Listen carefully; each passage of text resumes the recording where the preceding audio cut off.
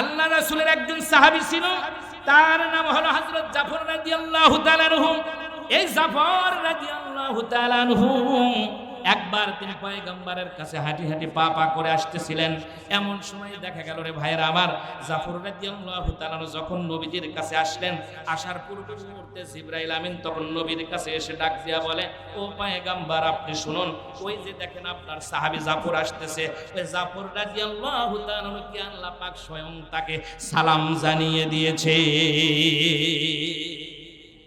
কি মর্যাদা, কি দাম সাহাবীদের! আল্লাহ পাক নিজে সালাম জানাচ্ছে, সুবহানাল্লাহ বলবেন না? আর আমাদের জীবন কি রে ভাই, আমাদের জীবন শয়তান আমাকে সালাম দিয়ে একবারে গিলে খেয়ে ফেলে দিছে। ফজরের সময় মসজিদে আসা ওটা কি যাতা কষ্ট, আর কি সাহাবী, তাদের মান কত, দাম কত, আল্লাহ নিজেই তাকে সালাম দিয়েছে। আমার ভাইরা, আল্লাহ রাসূল আশ্চর্য হয়ে গেছেন। জাফর রাদিয়াল্লাহু তাআলা আনহু তিনি যখন রাসূলের কাছে আসলেন, সালামটা দিলেন, সালাম দেওয়ার পরে হাতটা ধরলেন রাসূলের। ধরার সঙ্গে সঙ্গে রাসূল ডাক দেয়া বলে, জাফর রে, তুমি কি এত বড় আমল করো যার কারণে আল্লাহ পাক সালাম জানিয়ে দিয়েছেন, স্বয়ং জিবরাইল আমিন পর্যন্ত তোমাকে সালাম জানায়। বলার শোনার সঙ্গে সঙ্গে জাফর রাদিয়াল্লাহু তাআলা আনহু চোখের থেকে তখন তিনি দরদর করে পানিগুলো ছেড়ে দিয়েছে। ডাক দেয়া বলে, পয়গম্বর, আমার জন্মটা পৃথিবীর ভিতরে আল্লাহ পাক দিয়েছেন, এই জন্মটা আমার জন্য সার্থক হয়ে গেছে। যে আল্লাহর জন্য এত কিছু করি, সেই আল্লাহ যখন আমাকে সালাম দিয়েছেন, আর আমার কোনো চিন্তা নাই। ও পয়গম্বর, আমি জিবরাইল আমিনের সালামটা ওয়ালাইকুমুস সালাম বললাম, আল্লাহকে কোন ভাষায় উত্তর দিতে হয় সেটা তো আমার জানা নাই। পয়গম্বর, আমার পক্ষ থেকে আপনি তাকে সালামটা দিয়ে দেন। তাফসীরে কুতুবের ভেতরে পড়েছি রে ভাইরা আমার, জাফর রাদিয়াল্লাহু তাআলা আনহুর কথা শুনে পয়গম্বর এবারে ডাক দিয়া বলে, জাফর রে, তুমি এত বড় দুনিয়ার ভেতরে কি আমল করো, কি আমল করলা যার কারণে আল্লাহ তোমাকে সালাম দিল? ডাক দিয়া বলে, পয়গম্বর, তেমন কোন আমল করি নাই আমি, তবে আমার মনে হয় 4টা কাজ মনে হয় আল্লাহ পাক কবুল করে নিয়েছেন। এই 4টা আমলের কারণে মনে হয় আল্লাহ পাক আমারে সালাম দিয়েছে। পয়গম্বর ডাক দিয়া বলে, জাফর, এবার বলো তো ওই 4টা আমল কি?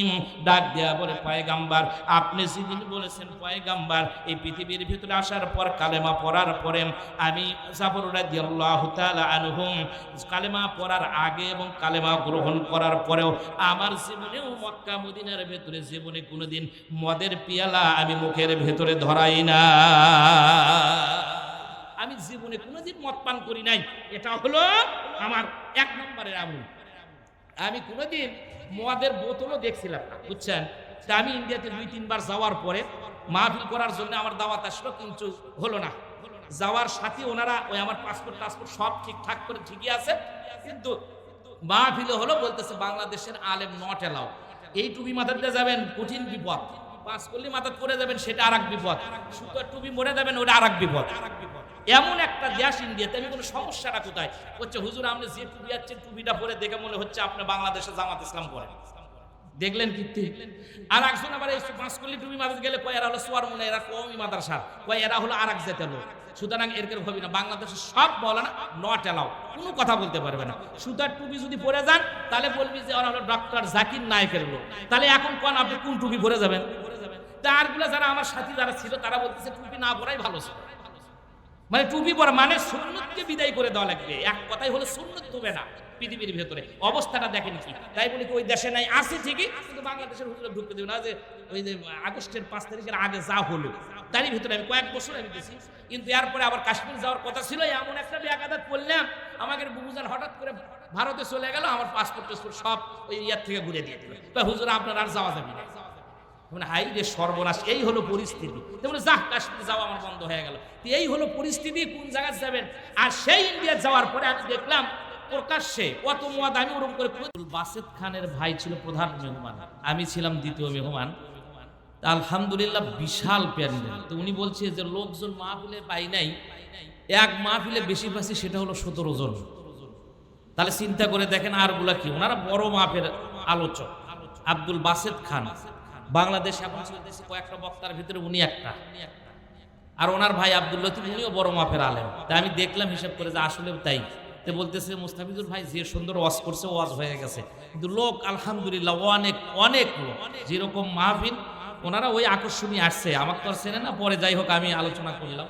তাই আমি আজকে আলোচনা করব, আপনারা কি মন খারাপ করবেন ভাই? কম হলেও কোনো সমস্যা আমার নাই, আমি ওয়াজ করবই। তবে একটা কথা বলি, আমার যে মসজিদ, সেই মসজিদে 11টার থেকে 11:30টার মধ্যে নিচতলা বুক হয়ে যায়, শুধু লোকজন দেই আলোচনা শোনার জন্য, বিভিন্ন এলাকার থেকে লোকজনগুলো আসে। যাক, আমি আলোচনা শুরু করে দিলাম নাকি বলেন? বলেন ইনশাআল্লাহ, বলেন আলহামদুলিল্লাহ। আলহামদুলিল্লাহি রাব্বিল আলামিন, আসসালাতু ওয়াসসালামু আলা রাসূলিহিল কারীম। আউযু বিল্লাহি মিনাশ শাইতানির রাজীম। বিফদলি ওয়া বিকরমি বিসমিল্লাহির রাহমানির রহিম।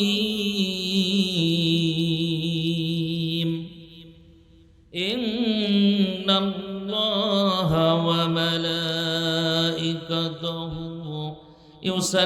ইউসাল্লুনা আলান নবী ইয়া আইয়ুহাল্লাযীনা আমানু সাল্লু আলাইহিম ওয়া সাল্লিমু তাসলিমা। আল্লাহুম্মা সাল্লি আলা মাওলানা মুহাম্মদ ওয়া আলা আলি সাইয়্যিদিনা শাফিআনা মুহাম্মদ। সবাই পড়ি সাল্লাল্লাহু আলাইহি ওয়াসাল্লাম। বিসমিল্লাহির রহমানির রহিম। وبه قال حدثنا يعقوب حدثنا إبراهيم بن سعيد عن أبيه عن القاسم بن محمد عن عائشة رضي الله تعالى عنها قالت قال رسول الله صلى الله عليه وسلم من أحدث في أمرنا هذا ما ليس فيه فهو رد. رواه البخاري. আলহামদুলিল্লাহ, আল্লাহ পাকের শুকরিয়া যে আল্লাহ জাল্লা শানু আমাদেরকে পছন্দ করে ভালোবেসে আজকের এই মাহফিলে আমাদেরকে উপস্থিত হওয়ার সুযোগ করে দিলেন। সে মহান প্রভুর দরবারে আলী শানে সমস্বরে মস্তক অবনত চিত্তে শুকরিয়া জ্ঞাপন করে বলি আলহামদুলিল্লাহ। একটু জোরে সোরে আওয়াজ তুলে মহাব্বতে পড়ি আলহামদুলিল্লাহ। অতঃপর বিশ্ব নবী, নবীদের নবী, সাইয়্যিদুল মুরসালিন, আশরাফুল আম্বিয়া, যে নবীর মাধ্যমে পেয়েছি আমরা সঠিক পথের দিশা, সে বিশ্ব নবীর প্রতি সংক্ষেপে দরুদ পড়ি। সবাই পড়ি সাল্লাল্লাহু আলাইহি ওয়াসাল্লাম।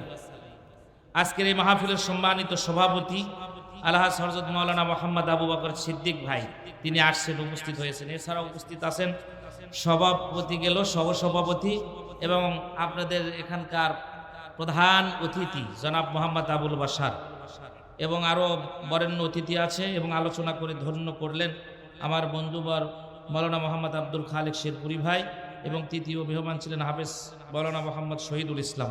আরও অনেকে আলোচনা করেছেন। তাই আমি সবাইকে জানাচ্ছি আমার আন্তরিক সালাম ও মোবারকবাদ। আসসালামু আলাইকুম ওয়া রাহমাতুল্লাহি ওয়া বারাকাতুহু। প্রিয় উপস্থিতি, কোনো ভূমিকা নাই, আমি অল্প সময় কথা বলবো। শোনেন, আমি কোরআন শরীফ থেকে একটি আয়াত করেছি, সেই সূরাটার নাম হলো সূরাতুল আহজাব। সবার পরিচিতি একটা আয়াত। এই আয়াতটা মৌলানারা সব জায়গায় ওয়াজ করতেও বলে, মসজিদের ইমাম সাহেবরাও বলে কি বলে না? বলি আমরা যে আল্লাহুম্মা সাল্লি আলা দরুদ শরীফ পড়ো। এটা অবশ্য ঠিক আছে, এই আয়াতের ভিতরে দরুদ শরীফ পড়াকে ওয়াজিব বলা হয়েছে। এই আয়াতটা যখন তেলাওয়াত করা হয়, তাফসিরে মাজাহারির ভিতরে আসছে, তাফসিরে কুরতুবির ভিতরে আসছে। এই আয়াতটা শোনা মাত্রই সেই মানুষের উপরে দরুদ শরীফ পড়াটা ওয়াজিব হয়ে যায়। তাহলে গুরুত্ব কত বেশি চিন্তা করছেন? আর দরুদের ফজিলত খালেক ভাই বলছেন, আমিও একটা দরুদের কথা বলি। এই দরুদ শরীফ যখন পড়ার পরে আল্লাহ পাকের আরশের নিচে একটা নূরের নদী আছে, নূরের নদী। ওর ভেতর থেকে আল্লাহ পাক একটা ফেরেশতা বানায় দেয়, বের করে দেয়। ওই ফেরেশতাদের এক একটা পাখার ওজন হলো মা বাইনাল মাশরিকি ওয়াল মাগরিবি, পূর্ব থেকে পশ্চিম প্রান্ত পর্যন্ত। উনি উঠে একটা গাছ হারে দেয়, দেওয়ার পরে ওর প্রতিটা ফোটায় ফোটায় নূর থেকে যতগুলা ফোঁটা পড়ে করার কারণে আল্লাহ পাক ফেরেশতা তৈরি করে দেয়, আর ওই ফেরেশতাগুলো কিয়ামত পর্যন্ত দোয়া করতেই থাকে যে সকল বান্দারা এই দরুদ শরীফ পড়ে। দরুদ শরীফ অত বড় কঠিন জিনিস না, একটু পড়লেই হবে। সেই দরুদ শরীফ অনেক রকমের হাদিসে শরীফ বুখারীর মধ্যে আসছে। দরুদে ইব্রাহিম যেটাকে বলি আমরা, খুব ফজিলতের জন্য সেটাও আছে। আরও দরুদ শরীফ আছে। কোনো দরুদ শরীফ যদি না পারেন শুধু বলবেন হলো সাল্লাল্লাহু আলাইহি ওয়াসাল্লাম, এতটুকু যদি বলেন, এতটুকুই বললেই হয়ে যাবে। নবীজি বলেছেন কিয়ামতের দিন এই আগুনের ভিতরে যতটুকু ফাঁকা জায়গা না আছে, এই দরুদ শরীফ যারা পড়বে তারা, নবী বলেন, তারা আমার এর চাইতেও নিকটে থাকবে। সুবহানাল্লাহ। কালকে ওই যে কিসের হাট, 9 মাইল হাটত যা বলেন। প্রিয় উপস্থিতি, এই আয়াতটা কখন নাজিল হয়েছে জানেন? এই আয়াতটা নাজিল হয়েছে হলো লাইলাতুল নিসফুম মিন শাবান, শাবান মাসের ভেতরে এই আয়াতটা নাজিল হয়েছে। জোরে কোন সুবহানাল্লাহ।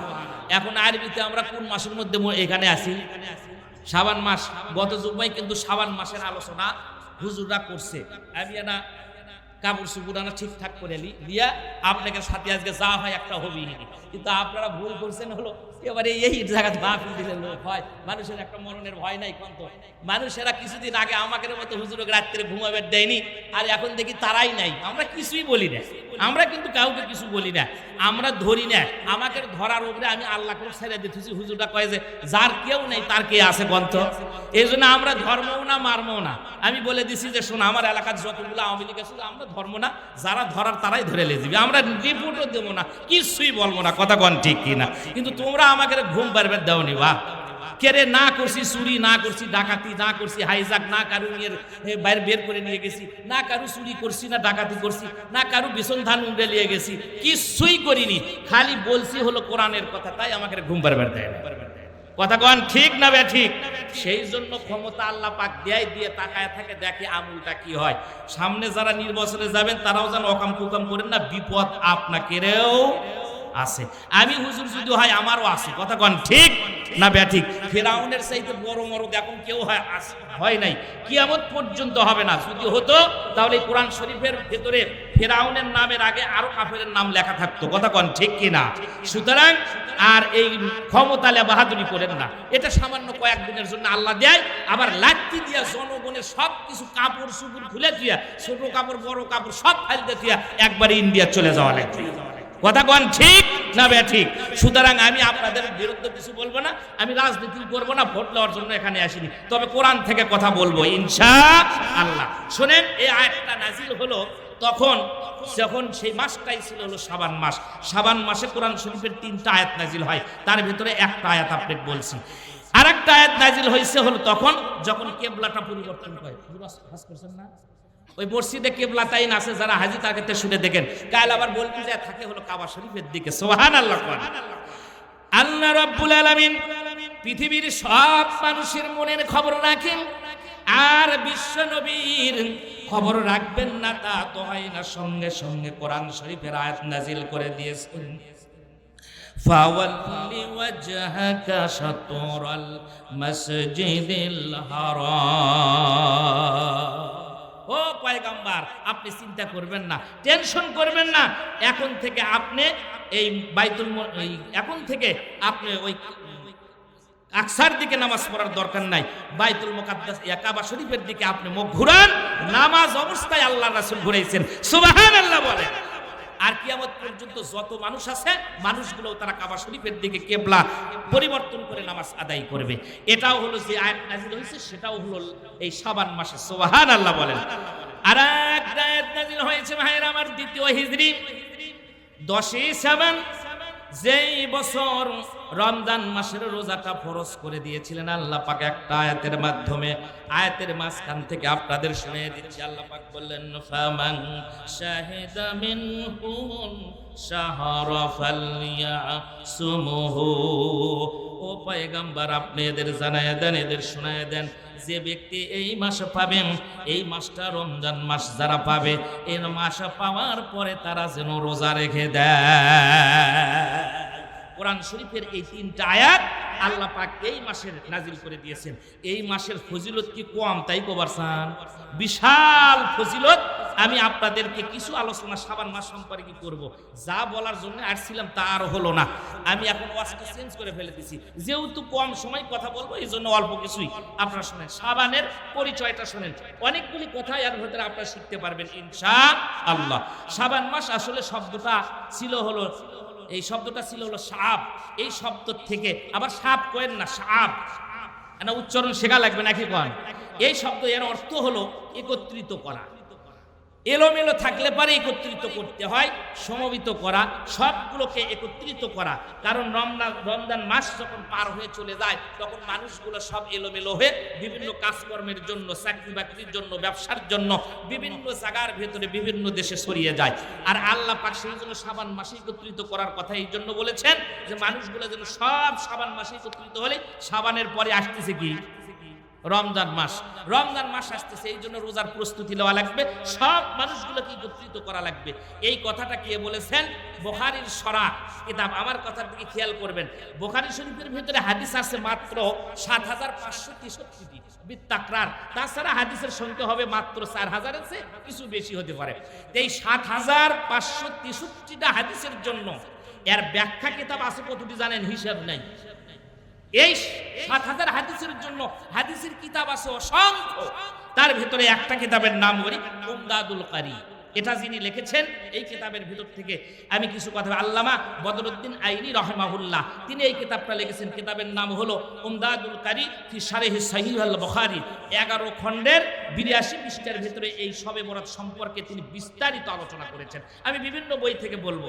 এই উমদাদুল কারি এটি তিনি লিখেছেন। এরপরে আসে হলো ফাতুহুল বারি ইবনে হাজার আসকালানী রাহমাতুল্লাহি আলাইহি, এটাও বুখারী শরীফের ব্যাখ্যা গ্রন্থ। আরেকটা আছে হলো ইরশাদুস সারি মোল্লা আলী কারি রাহিমাহুল্লাহর লেখা। অনেক কিতাবাদি যারা কামেল করছে অথবা দাওরা করছে তারা ভালো বুঝবেন। এরপরে আসুন কানজুল বারি, আরেকটা আছে হলো ফাইজুল বারি আনোয়ার শাহ কাশ্মীরি রাহমাতুল্লাহি আলাইহি, এনারা এই কিতাবগুলো লিখেছেন। এরপরে আরো ব্যাখ্যা গ্রন্থ আছে, কাশফুল বারিও আছে, অনেকগুলা। তারই ভিতর থেকে আমি যে কথাটা বলতেছি সেই কিতাবের নাম আমি বললাম উমদাদুল কারি। এনার নাম হলো আল্লামা বদরুদ্দিন আইনি রাহিমাহুল্লাহ। আর এনার কবরটা রাখছে হলো আল্লাহ পাক রাখছে লিয়ে যে কোন জায়গায় জানেন? মিশরের আল আজহার ইউনিভার্সিটির ভিতরে। মিশরের নাম করা বিশ্ববিদ্যালয়, যেখান থেকে পড়াশোনা করছে মিজানুর রহমান আল আজহার আছে না, তার ওয়াজ শুনি না আমরা, ইনি ওখান থেকে পড়াশোনা করছেন। আর এই বদরুদ্দিন আইনি রহমাতুল্লাহ আলাইহির কবর, আর ওনার সাথে আরেকটা কবর আছে। গেট থেকে একটু অগ্রসর হওয়ার পরে দেখা যায় আছে একটা মসজিদ। ওই মসজিদ থেকে ৫-৬ মিনিট হাঁটার পরে পাওয়া যায় হলো তার মাজার। এই মাজারের ভিতরে, এই কবরের ভিতরে বদরুদ্দিন আইনি রহমাতুল্লাহর কবর, আর একটা আসলে শিহাবুদ্দিন কুস্তালানী রহমাতুল্লাহ আলাইহির কবর। দুটা কবর পাশাপাশি, কিন্তু বদরুদ্দিন আইনি রহমাতুল্লাহ আলাইহির কবরটা হলো লাল চাদর দিয়ে ঢেকে রাখা হয়েছে, লাল কাপড় দিয়ে।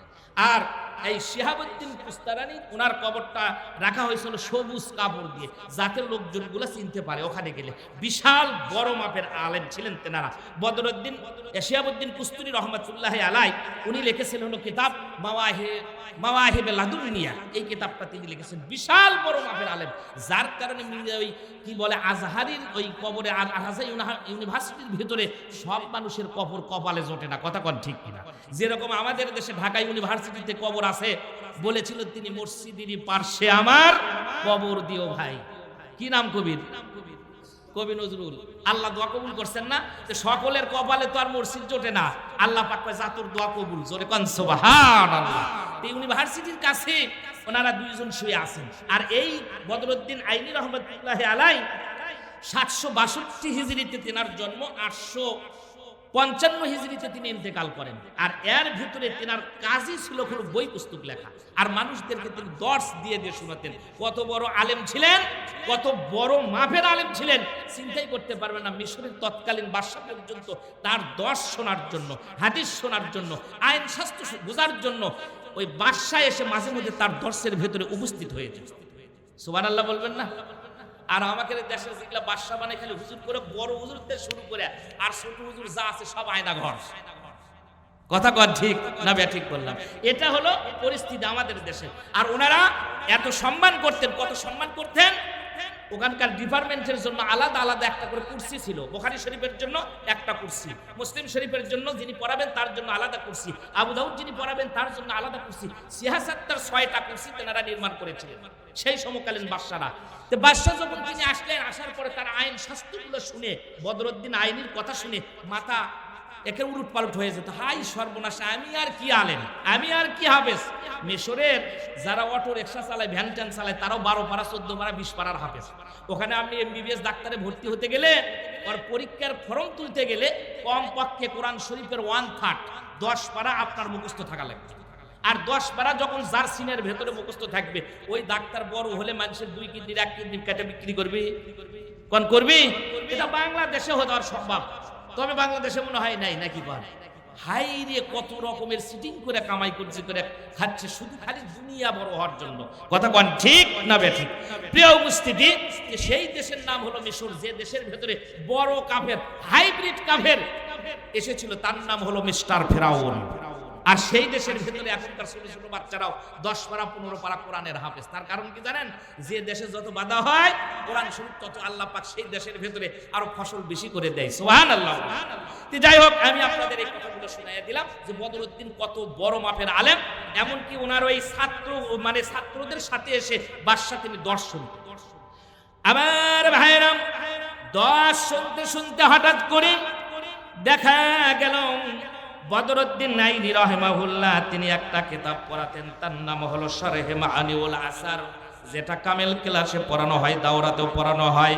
এই কিতাবগুলো যখন তিনি মোতালা করে করে ছাত্রদেরকে পড়াশোনা করায়, সেই সময় একার কথা ভাইয়েরা আমার, বাদশাহ এসে ছাত্রদের কাছে বসেছে। যত হাদিস জানে, যত আলেম হোক না কেন, বাদশাহ তারপরেও সুন্দরভাবে তার কথা বলা শোনে।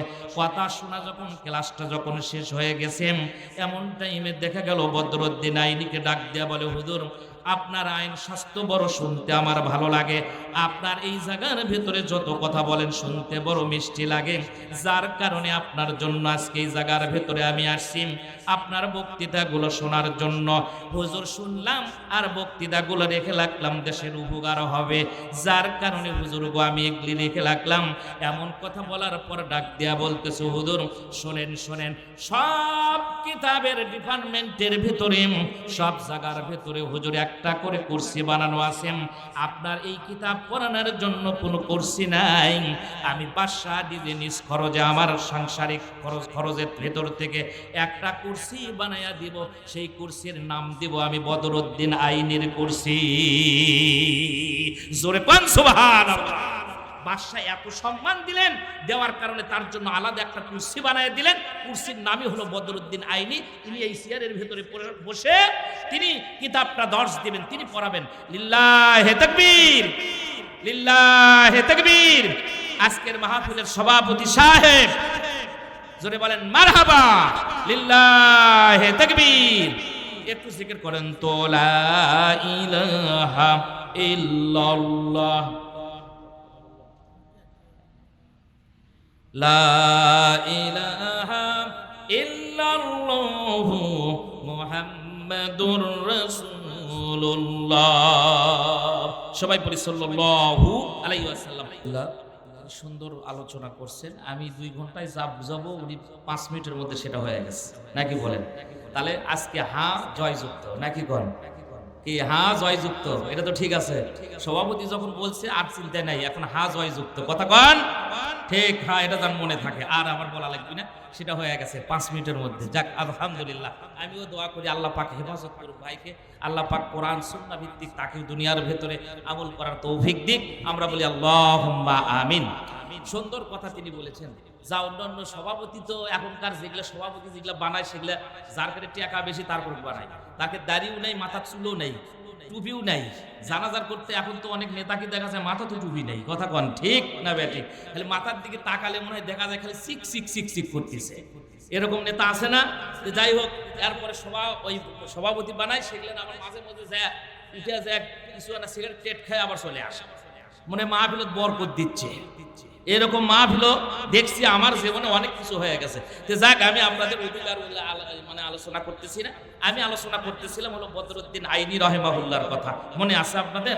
দেখেন, এত বড় বাদশাহ হয়ে, মিশরের প্রেসিডেন্ট হয়ে এত সম্মান দিলেন যে একটা কুরসি পর্যন্ত বদরুদ্দিন আইনির নামে তিনি তার পক্ষ থেকে একবারে রিজার্ভ করে দিয়েছেন শুধু পড়াশোনা করার জন্য।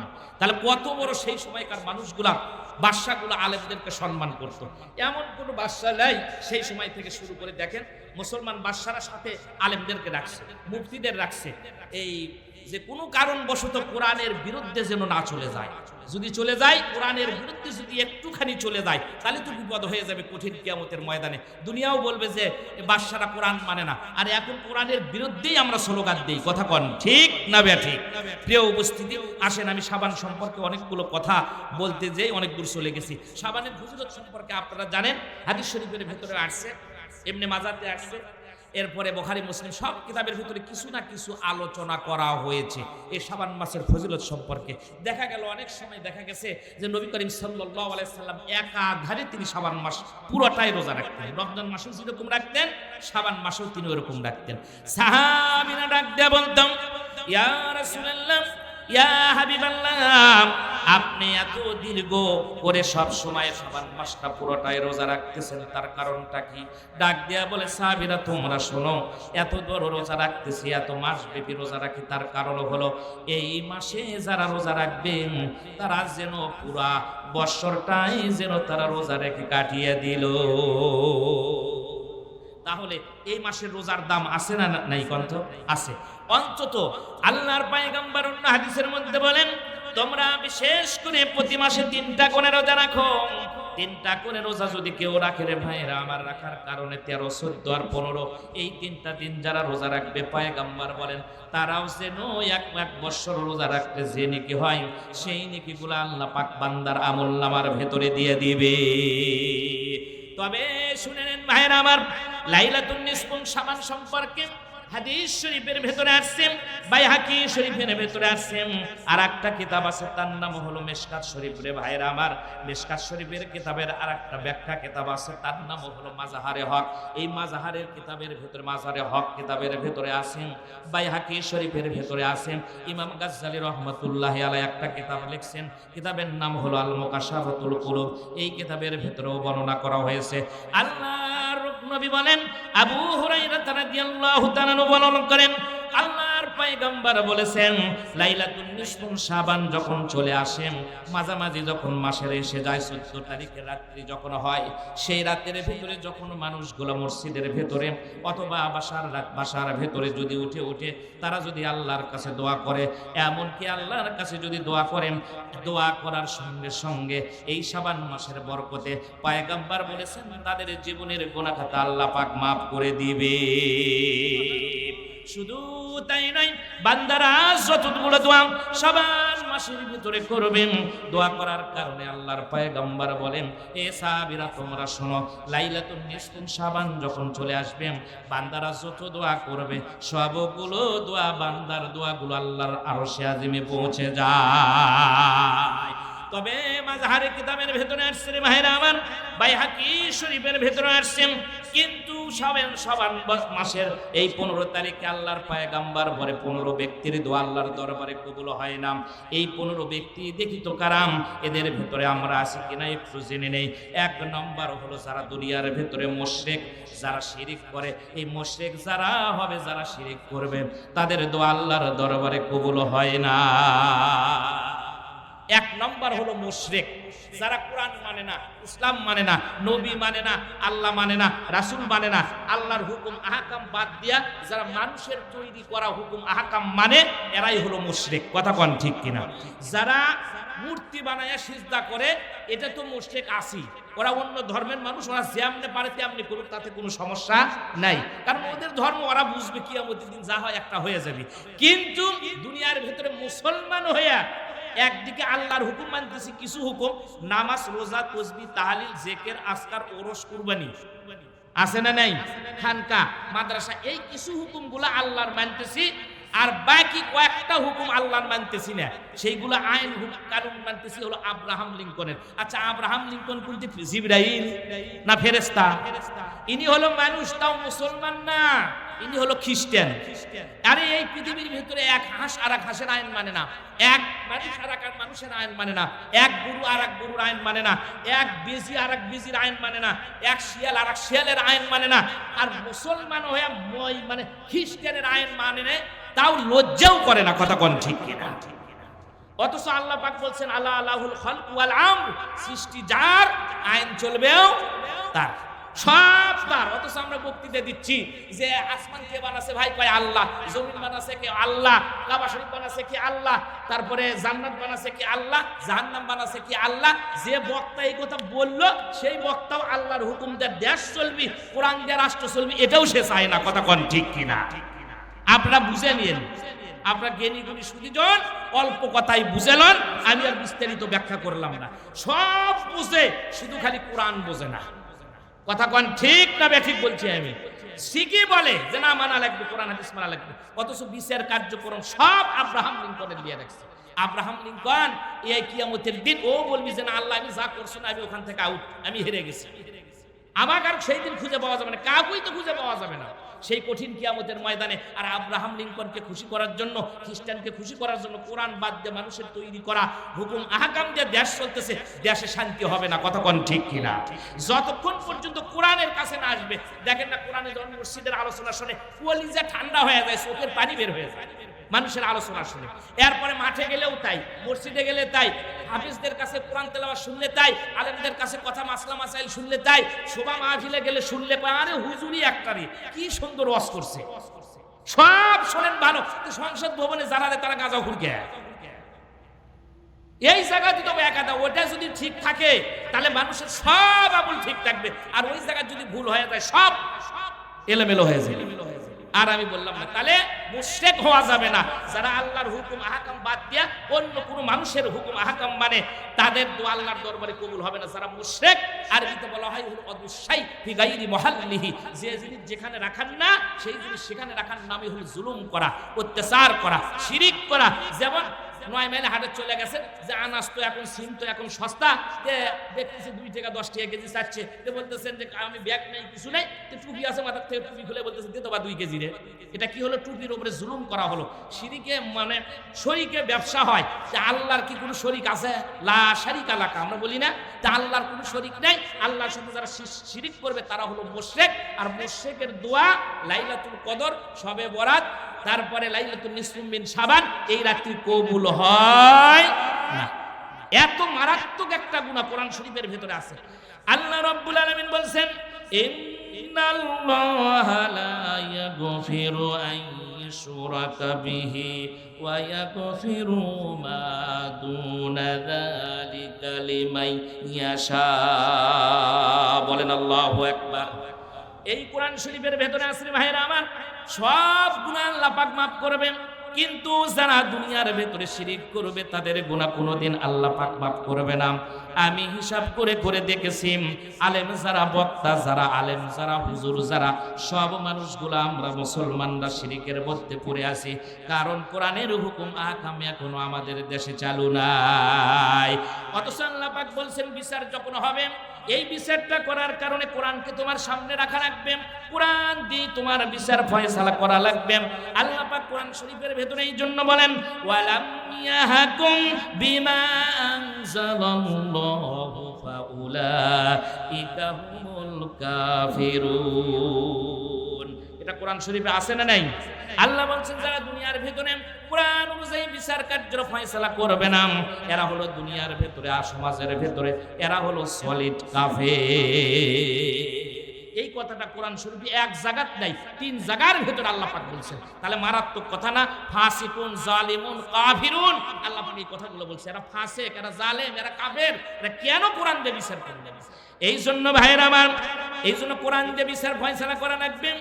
আর যারা মুশরিক হবেন, মুশরিক হওয়ার কারণে আল্লাহ রাসূল একবার বললেন, সাহাবীরা তোমরা শোনো, তোমাদের পূর্বে জামানার লোক যারা ছিল, শুধুমাত্র একটা মাত্র শুধু মাসিকে মারার জন্য একজন ব্যক্তি সে জাহান্নামী হয়ে গেছে, আর একজন মানুষের মাসি মারে নাই, কোনো প্রাণী হত্যা করে নাই। হত্যা না করার কারণে আল্লাহ পাক তাকে জান্নাতুল ফেরদাউসের মেহমান বানায়া দিয়েছে। হাদিস শরীফের ভেতরে বর্ণনা হয়েছে, দাখালা রাজুলুল জান্নাতু ফি জিবাব। আল্লাহ রাসূল বলেন, একটা মাসি একজন লোক বাদশা ছিল, জালিম বাদশা, রাস্তার ভেতরে মূর্তি একটা বিশাল বড় মূর্তি বানায় রামছে। মূর্তি বানানোর পরে ডাক দেয়া বলতেছে, লোকজন তোমরা যখন চলে যাবা, একে এই রাস্তার ভেতরে মূর্তি আছে, একে দেখে দেখে তোমরা সম্মান করবা, তার জন্য কিছু হাদিয়া তোমরা দিয়ে যাবা, কিছু উপহার তোমরা মূর্তির সামনে দিয়ে যাবা। আর দুইজন বন্ধু যখন পথ চলতেছিলাম, চলার কারণে মূর্তির কাছে যখন চলে গেছেন, সরকারের লোকজন গুলা তাদেরকে দুইজনকে ধরে ফেলছে। ধরে ফেলার পর ডাক দেয়া বলেন, এই মূর্তির নামে কিছু তোমরা এখানে দেওয়া লাগবে, কিছু একটা উপহার দেওয়া লাগবে। বলে না না, আমরা মুসলমান, আমরা দিতে পারবো না। আর একজন বলে, যদি কাফেরদের জালিমদের বাদশার লোকজন ছিল, তারা বলে যতক্ষণ পর্যন্ত এই মূর্তির নামে কোনো হাদিয়া না দেবা, না দেওয়ার কারণে যদি তোমরা না দাও, তোমাদের কাল্লাটাও এখান থেকে নিয়ে যেতে পারবা না, তোমাদেরকে হত্যা করা হবে। একজন ডাক দেয়া বলে, তাহলে কি করা লাগবে? বলে হাঁস দাও, মুরগি দাও, ছাগল দাও, গরু দাও। যদি বলে আমাদের কাছে কিছুই নাই, বলে কিছুই যদি না পারো, এই মূর্তির সামনে একটা মাছি অন্তত তার সামনে মেরে বলো আমরা তাকে এর কাছে হাদিয়াটা দিয়ে দিলাম।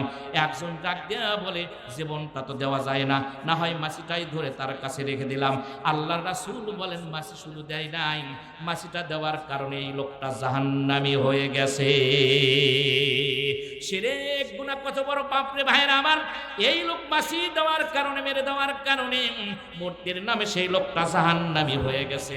এর বিপরীতে তার একজন বন্ধু তখন ডাক দেয়া বলে, হুজুর এ ভাই আপনি এবার একটা কিছু মাছি মেরে যান। কয় না না না, আমি এই মাথাটা, এই কাল্লাটা আল্লাহ ছাড়া কারো সামনে মাথা নত করে দেই নাই, এই জায়গার ভেতরে আমি মাছিও হত্যা করতে পারবো না। বলে তাকে যে তোমাকে দুনিয়ার থেকে বিদায়ী করে দেওয়া হবে। বলে দেন, দুনিয়ার থেকে বিদায়ী করে দেন, কোনো সমস্যা নাই। এরপরে লোকটাকে হত্যা করা হলো। আল্লাহর পয়গম্বর বলেন, এই লোকটা মাছিকে হত্যা করে নাই, নিজের কাল্লাটাই দিয়ে গেছেন। দেওয়ার কারণে আল্লাহ পাক খুশি হয়ে পয়গম্বর বলেন, এই লোকটা দুনিয়া থেকে সে জান্নাতুল ফেরদাউসের মেহমান হয়ে গেছে। এই জন্য ভাইয়েরা আমার, শিরক গুনাহ বিশাল বড় গুনাহ। যদি কেউ তওবা করে ফিরে আসে সেটা ভিন্ন কথা। এই জন্য ভাইয়ের আমার মুশরিক হওয়া যাবে না। শিরক গুনাহ সম্পর্কে ব্যাপক আলোচনা আপনারা শুনেছেন, আমি শিরক সম্পর্কে বলবো না, কোনটার কথা বলবো। এক নম্বর গেল মুশরিক, দুই নম্বর হলো যারা হিংসুক, যাদের ভেতরে হিংসা আছে, বিদ্বেষ আছে, এই হিংসুকরা দুই নম্বর হলো তারা, তাদের দোয়া এই লাইলাতুন নিসফু মিন শাবান, শাবানের রাত্রিতে কবুল হবে না। হিংসুক আছে না? হিংসুক আছে না? অনেক মানুষ আছে এই গ্রামের মধ্যে, মাহফিলেও আসেনি, মেলার ঠিকই গেছে, বলছে কি আছে, ওই পাড়া মসজিদ আছে, যাবো না আমরা ওই পাড়া মসজিদে, অসুবিধা যা হয় হয়ে যায়। এরকম মনের মধ্যে আসে না? নাই, হয়তো আপনাকে এলাকাত নাই, অন্য অন্য এলাকাত আছে। ওই আমার সাথে গন্ডগোল করে মসজিদ বানাছি, আর ওই মসজিদের জামা সুন্দর, যত বড় ওয়াক্তাই দিয়ে আমি যাব না। এই যে হিংসুকের দোয়া আল্লাহর দরবারে কবুল হবে না। কি ভাই বুঝতেছেন আমার কথা? না, এ নয় ব্যাংকের লোকজন ভালো, আমি এদেরকে বলতেছি না, আমার এলাকার কথা বলতেছি। সেই জন্য হিংসুক যারা, যাদের ভেতরে হিংসা আছে, তাদের দোয়া আল্লাহর দরবারে কবুল হবে না। এরা যতই গোসল করে পাক পবিত্র হয়ে আতর সুরমা লাগিয়া একবারে ইবাদত করার জানে, ওই সবে বরাত রাত্রে আসুক, লাভ হবে এটা বোঝা লাগবে। হিংসুক, শোনেন, হিংসুকের দোয়া কবুল হয় না, তবে দুই ব্যক্তির সাথে হিংসা করা যায়, দুই ব্যক্তির সাথে। এটা মিশকাতের হাদিস, দুই ব্যক্তির সাথে, তার ভেতরে আল্লাহ পাক একজনকে পর্যাপ্ত পরিমাণে সম্পদ দিয়েছে, এই সম্পদ খালি দানই করে, দানই করে। তার বাড়ির কাছে কিংবা লোকজন দেখে সর্বনাশ, লোকটা এত দান করে, ওর উপরে হিংসা করে সেও দান করে, এই ব্যক্তির সাথে হিংসা করা যাবে, তাছাড়া যাবে না। আর একটা হলো যাকে আল্লাহ পাক পর্যাপ্ত পরিমাণ ইলম দিয়েছেন, কোরআনের জ্ঞান দিয়েছেন, ইলম দিয়েছেন, ওই জ্ঞান দিয়ে দুনিয়ার ভেতরে সে আমল করে, তাহাজ্জুদ পড়ে, আপনি ওর উপরে হিংসা করে বলেন তাহাজ্জুদ তুমি কয় রাকাত পড়ো? কয় 4 রাকাত কি 8 রাকাত পড়ি? কই আমি এখন থেকে 12 রাকাত পড়বো। কোরআন শরীফ তুমি কয় রাকাত পড়ো? কোরআন শরীফ কয় পারা পড়ো? কয় 1 পারা। কয় আমি দিনে 2 পারা পড়বো। এই ব্যক্তির সাথে হিংসা করা আছে। কিন্তু আমরা হিংসা করতেছি কিসের জন্য জানেন? বল খেলা খেলালেছে 2 দল, তোরা কোন দেশের প্লেয়ার রে? কয় নাইজেরিয়া। কয় নাইজেরিয়া তো হবে না, ব্রাজিল থেকে নিয়ে আসবো। কথা কন, এটার প্রতিযোগিতা চলতেছে। আমার বাড়ির সাথে আমার দোকানের ব্যবসার প্রতিষ্ঠানের সাথে ওই খেলাধুলা হলো, আমি নিজেই গোয়ার পারি না। দূর থেকে লোকজন এসে আমার সালাম দেবে, হুজুর ভালো আছেন, মানে আমরা কই আছেন, কই খেলা দেখতে আসছি, মানে আমাদের মনে থাকে না। আর মাহফিল যদি হয় ওগুলোর খোঁজ রাখে না। আসলে জাহান্নামীদের সংখ্যাই বেশি হবে। এখনকার ফুটবল খেলা যেগুলোর ফরজ তরফ হয় সেটা হলো কবিরা গুনাহ। সেই কবিরা গুনাহ যদি অল্প হয়, একটা গুনার জন্য মানুষের জাহান্নামে যাওয়া লাগে। আর কবিরা গুনাহ যারা করতেছে তাদের তো কোনো সমস্যাই নেই, নাকি কোন, ওরা বিধি হিসেবে জাহান্নামে চলে যাবে। তবে ফুটবল খেলা পুরুষ মানুষের জন্য হাঁটুর উপরে কাপড় তোলার জন্য যদি এটা হারাম হয়, মহিলাদের যারা খেলে মহিলারা, এদের খেলা তো জায়েজই আছে, নাকি কন? মহিলাদের খেলা হারাম কে কইছে? মহিলাদের খেলা আরো জায়েজ আছে। কিসের বল খেলা দেখবি, খালি প্লেয়ারের দিকে তাকিয়ে থাকে। এই হলো পরিস্থিতি। আপনারা মনে মনে কিছু করেন না, আমি আর ওগুলো খারাপ ভাষাটা সার বলতেছি না। এত মানুষ আমরা নিচে চলে গেছি, তার হিসেবই নাই। ওই কিসের বল খেলা দেখি, খালি ওই প্লেয়ারের দিকে তাকায়। মানে আসলে বল খেলা দেখতে গেছে কে, একটা বল 22 জন মানুষ খেলবে, কতই দেখা লাগবে, চোখ সাজা হয়ে গেছে খেলাধুলা দেখতে দেখতে। আমার কথা নয়, নবীর কথা। নবী বলছেন কিয়ামতের পূর্বে মাযিফ আল কায়নাত, কিয়ামতের পূর্বে নবীরা দুটা, নবীরা বলেছেন মানুষের, আমার উম্মতরা দুটা জিনিসকে ভালোবাসবে, একটা হলো ঢোল তবলা বাদ্যযন্ত্র, আর একটা হলো খেলাধুলাকে তারা হালাল মনে করবে। আজকে হয়ে গেছে না, হয়ে গেছে না? আপনি মনে করতেছেন যে এত মানুষ ঝুঁকতেছে, জাহান্নামীদের সংখ্যাই বেশি হবে, চিন্তা করে কোনো লাভ হবে না। আমার ভাইরা, আনাস ইবনে মালিক রাদিয়াল্লাহু তাআলা বলেন, একবার আমরা মসজিদের ভিতরে বসা ছিলাম, আল্লাহর রাসূল তখন তাফসীর করে করে আমাদেরকে বর্ণনা করে করে শোনাচ্ছিলেন। এমন সময় পয়গম্বরের জবান থেকে একটা কথা হঠাৎ করে বের হয়ে গেল।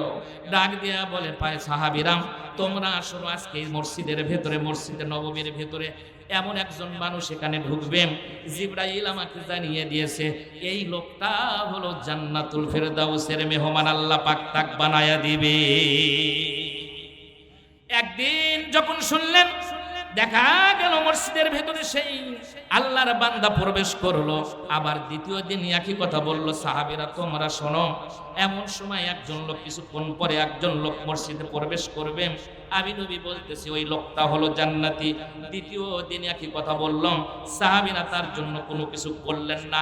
আবার তৃতীয় দিন একই অবস্থায় পয়গম্বর আলোচনা করতেছিলেন। আলোচনার এক পর্যায়ে ডাক দিয়া বলে, সাহাবীরা তোমরা শোনো, এখন এই মসজিদের ভেতরে এমন একজন ব্যক্তি ঢুকবে, আমি পয়গম্বর বলতেছি ওই সাহাবীটাই হলো আল্লাহর জান্নাতি। সাহাবীরা শিহরিয়া উঠেছেন, পয়গম্বর কেন একবার নয়, দুইবার নয়, একদিন নয়, 2 দিন নয়, 3 দিন পর্যন্ত পয়গম্বর বললেন। সাহাবীরা চিন্তা করলো, দেখা যাক তো লোকটাকে। দেখা গেল প্রথম দিন যে লোকটা প্রবেশ করলেন, সেই লোকটার নাম হলো আমর ইবনুল আস রাদিয়াল্লাহু তাআলা আনহু। দ্বিতীয় দিন যিনি প্রবেশ করলেন, তার নামও একই ব্যক্তি বললেন। তৃতীয় ব্যক্তি দেখা গেল অন্য কোনো সাহাবী নয়, সেটাও হলো আমর ইবনুল আস। সাহাবীদের ভেতর থেকে আনাস রাদিয়াল্লাহু তাআলা বলেন, আমি তখন দেখতে শুরু করলাম, দেখি তো সে কোন আমলটা করে। আল্লাহ রাসূলের কাছ থেকে ছুটি চেয়ে নিলেন, ডাক দেয়া বলেন, পয়গম্বর আপনার কাছে থাকি, আপনার খেদমত করি, ও পয়গম্বর একটু ছুটি দিবেন না? আপনি তাকে একে একে 3 দিন বললেন জান্নাতি, এই লোকটার আমলটা কি আমি 3 দিন বাসার ভিতরে, তার বাসার ভিতরে কাটাবো? আল্লাহ রাসূল ডাক দেয়া বলে, আনাস যাও যাও, দেরি করো না, তার বাসার ভিতরে তুমি 3 দিন হিসাবে মেহমান হয়ে থাকবা, দেখবা সে কি আমল করে। 3 দিন পর্যন্ত চলে গেল রে ভাইরা আমার, তার বাসার ভেতরে তিনি চলে গেলেন। 3টা দিন 3 রাত থাকলেন, দেখতে পারলেন ফজর না ফরজ নামাজগুলো তিনি আদায় করেন, কোনো মতো তিনি তাসবিহ তাহলিল পড়ে। এরপরে কোনো বর্ণনার মধ্যে আসেন তিনি তাহাজ্জুদের সময় উঠে নামাজ পড়ে, কোরআন তেলাওয়াত করে। সামান্য এতটুকু আমল তার দেখলেন।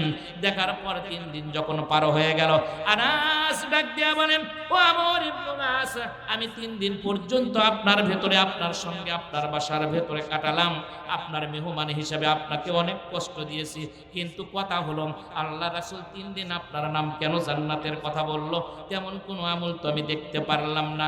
এই বলে তিনি ওখান থেকে, তার কাছ থেকে বিদায় নিয়ে চলে যাচ্ছিলেন।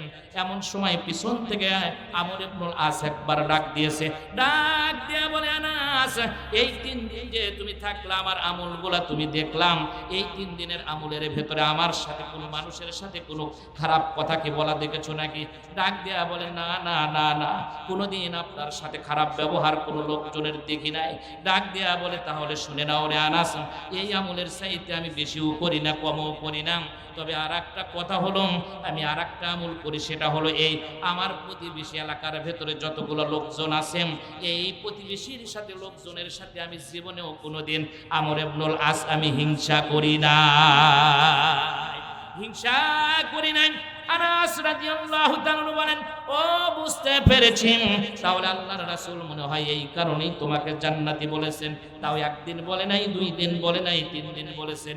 এই হিংসুকের জন্য যারা হিংসা করবেন, লাইলাতুন নিসফ মিন শাবানের রাত্রি তাদের দোয়াগুলা আল্লাহর দরবারে কবুল হবে না।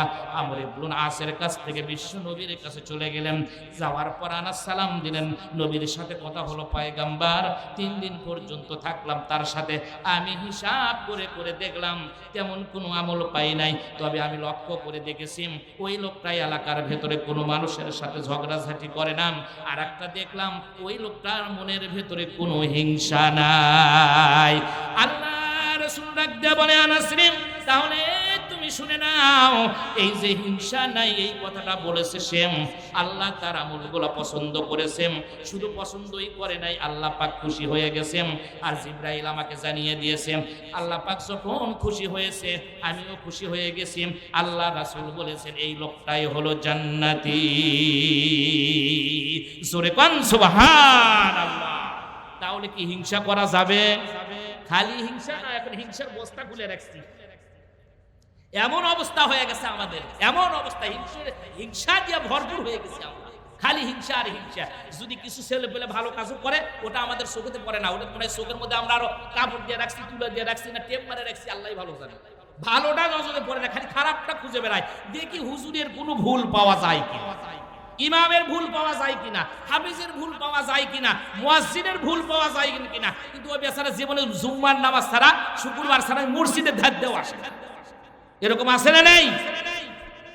অনেক আছে। ওই যে এক বেচারা বলে ভাইস্তা, বড় ভাইরা মরে গেছে, ভাইস্তা একটা আছে, অনেক কষ্ট করে ম্যাট্রিক পাস করছে। যে ম্যাট্রিক পাস যখন করছে একেবারে গ্রামের লোক জিজ্ঞেস, তোমার ভাইস্তাটা ম্যাট্রিক পাস করলো, বাপ নাই, তোমার ছেলে বেলে তো মানুষ বানার পারলে না, তোমার ছেলে তো হলো গাঁজার মাস্টার, কি আবার ম্যানেজার, তে তোমার ছেলে হলো না, তোমার ভাইস্তা তো ভারী হলো। তো ভাইস্তা ম্যাট্রিক পাস করলে কি হবে? আইএ পাস করে ভাই, মানে হিংসাই ভরপুর, দেখতে পারে না। যেই না আইএ পাস করছে বলছে আইএ পাস না করলো, ওই আইএ পাস করলে কিন্তু বিএ পাস করে পারে। যেই বিএ পাস করছে ওই বিএ পাস করলে কিন্তু চাকরি পাবি না। চাকরিও যখন পাশের লোকজন কয় তোমার ভাইস্তা তো ভালোই পড়াশোনা করলো, বিএ পাস করলো, চাকরি পেলো, ওই চাকরি পাইলে কিন্তু বেতন পাবি না। তার মানে ওই দেখতে, তার মানে হিংসায় জর্জরিত, মানে দেখতে পারে না। চাকরি করলে মানুষের বেতন দেয় না, কথা কোন ঠিক কিনা? দেয় না, দেয় না কোন? তো চাকরি করলে তো বেতন, চাকরি তো এখন সোনার হরিণ। তারপরে চাকরি করলে কি ওই বেতন পাবি না? বেতন টেতন পাইয়া প্রথম বেতনের টাকা দিয়ে মসজিদে একবারে মিষ্টি মিষ্টি ভরপুর করে দিচ্ছে। করছে চাচা দেখছে তোমার ভাইস্তা তো দারুণ কাম্বারে, মিষ্টি পর্যন্ত খিলা, ওই মিষ্টি খিলাবি বা কিন্তু আর মা ভাত দিবি না। হাই রে হাই রে হাই রে। তার মানে হলো হিংসায় ভরপুর হয়ে গেছে, কথা কোন ঠিক না? ঠিক বলতেছি। তা আমাদের অবস্থা যদি তাই হয়ে গেছে, হুজুররা এত ভালো কাজ করতেছে, কই ওটা একটা হুজুর হলো নাকি? ওটা রাজাকার, কথা কোন? আরে তালিকাগুলো দেখেন, বাংলাদেশে সবচেয়ে বেশি যারা রাজাকার তারা হলো আওয়ামী লীগের ভেতরে আছে রাজাকার। 2 নম্বর, আমরা তো হুজুররা হয়েছে 3 নম্বরে, আর 3 নম্বরে ফার্স্ট বানাচ্ছে। তোমরাও রেডি থাকো, ওই তোমরা যে আইন করছে ওই আইনই চলবি, আমাদের কিছু করা লাগবে না, কথা কোন? প্রিয় ভাইয়েরা আমার, এই জন্য হিংসা করা যাবে না। আমরা হিংসা করি না। আমরা যদি হিংসা করতাম, বছরে বছরে যে গরু জব করি আমরা, যদি মানুষের গায়ে হাত দিতাম, একটা সরও কোনোদিন মানুষের মারিনি।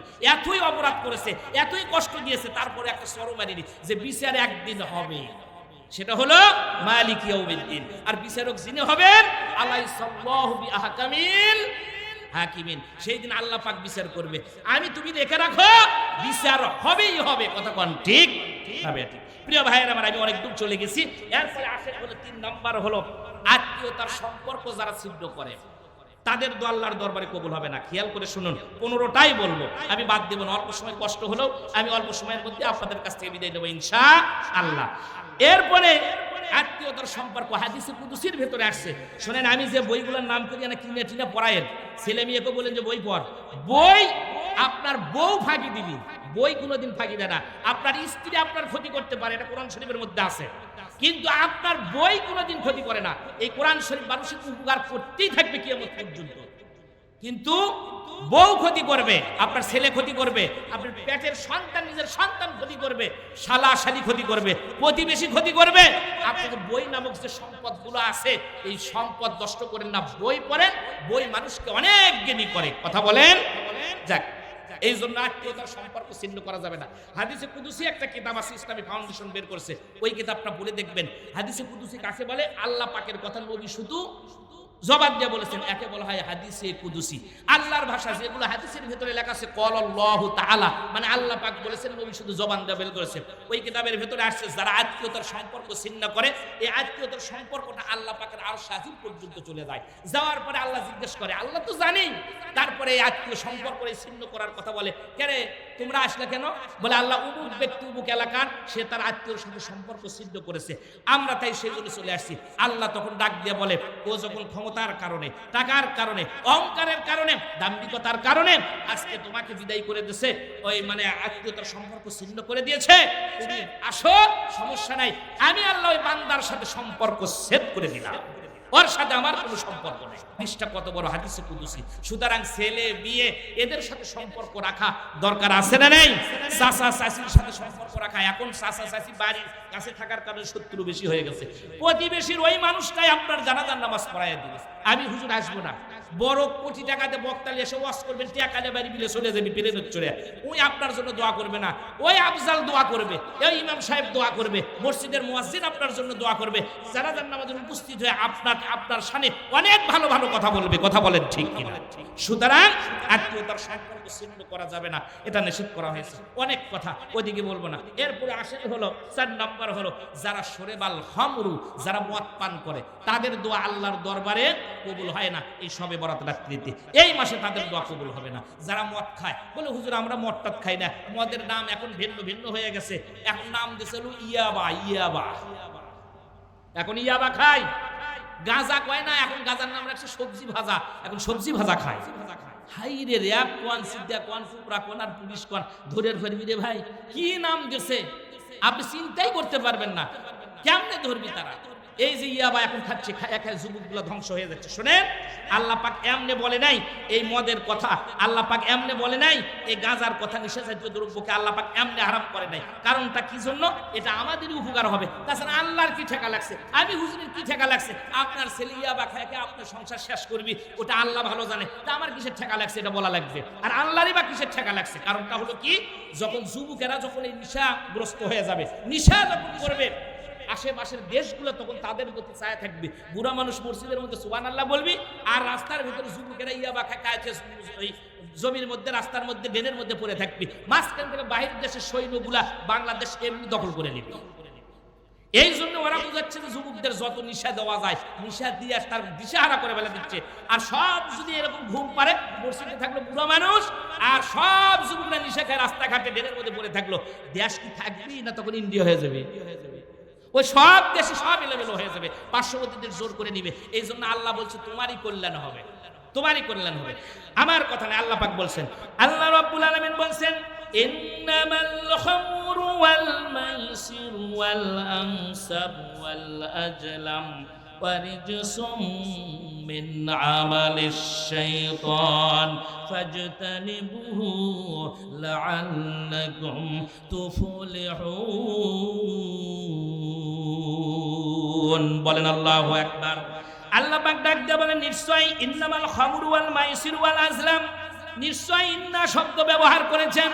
ইন্না শব্দটা আল্লাহ এমনি দেয় নাই, সবচাইতে গুরুত্ব বোঝার জন্য আল্লাহ পাক কোরআন শরীফের ভিতরে বিভিন্ন জায়গায় এই ইন্না শব্দটা ব্যবহার করেছেন। যেমন কাফেররা একসময় আবু জাহেল, উতবা, সাইবা যখন পয়গম্বরের সুন্দর একটা সন্তান, একটা ছেলে সন্তান হয়েছিল, যখন তিনি ইন্তেকাল করলেন, ইন্তেকাল করার কারণে সেই সময় তখন ডাক দিয়া তারা বলেছিল, মুহাম্মদ তো লেজ কাটা হয়ে গেছে, তার ভেতরে বংশের কোনো লোকজন তার কেউ থাকলো না, ছেলে সন্তান সেটাও দুনিয়ার থেকে বিদায় হয়ে গেছে।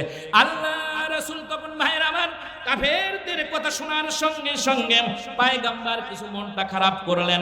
আর আল্লাহ পাক তখন ওহীর মাধ্যমে জিবরাইলের মাধ্যমে জানায়া দিলেন, ও পয়গম্বর আপনি মন খারাপ করবেন না, আপনি শুনে নেন, ইন্না আ'তাইনাকাল কাউসার। বলেন আল্লাহু আকবার। ও পয়গম্বর আপনার সন্তানকে আমি নিয়ে আসছি, আপনি মন খারাপ করবেন না, আমি আল্লাহ রাব্বুল আলামিন আপনার জন্য কাউসার দান করেছি। জোরে কোন সুবহানাল্লাহ। পয়গম্বর তাদের শুনায়া দেন, ওই হাউজের কাউসারের পানিটা যদি কঠিন কিয়ামতের দিন, যেই দিন পানি পানি বলে সব মানুষগুলো হাসরের ময়দানে উঠবে, ওই কিয়ামতের দিন যদি এক ঢোক পানি তার ঠোঁটের আগার কোনো মতো একটুবার যদি দেওয়া যায়, কিয়ামত হয়ে যাবে তাদের জন্য, বিচারের হিসাব নিকাশ সব হয়ে যাবে। এক ফোঁটা পানি পান করার জন্য তাদের জিহ্বার ভেতরে, গলার ভেতরে আর কোনো তৃষ্ণাক্ত থাকবে না। জোরে কোন সুবহানাল্লাহ। এত গুরুত্ব দিয়েছে, সেই জন্য ইন্না শব্দ ব্যবহার করেছেন। ইন্না শব্দ কোরআন শরীফে অনেক জায়গায় দাঁড়িয়ে ভাইয়ের আমার, যেমন একটা বললাম, আর একটা শুনাই আল্লাহ পাক কদর রাত্রি সম্পর্কে বলেন, ইন্না আনজালনাহু ফি লাইলাতিল কদর। আছে না নাই বলেন তো আমার ভাইয়েরা? এই জায়গার ভেতরে আল্লাহ ইন্না শব্দ ব্যবহার করে বোঝাইলেন, নিশ্চয়ই আমি কোরআন শরীফটা নাজিল করেছি, বরকতময় রাত্রিতে নাজিল করে দিয়েছি। জোরে কোন সুবহানাল্লাহ।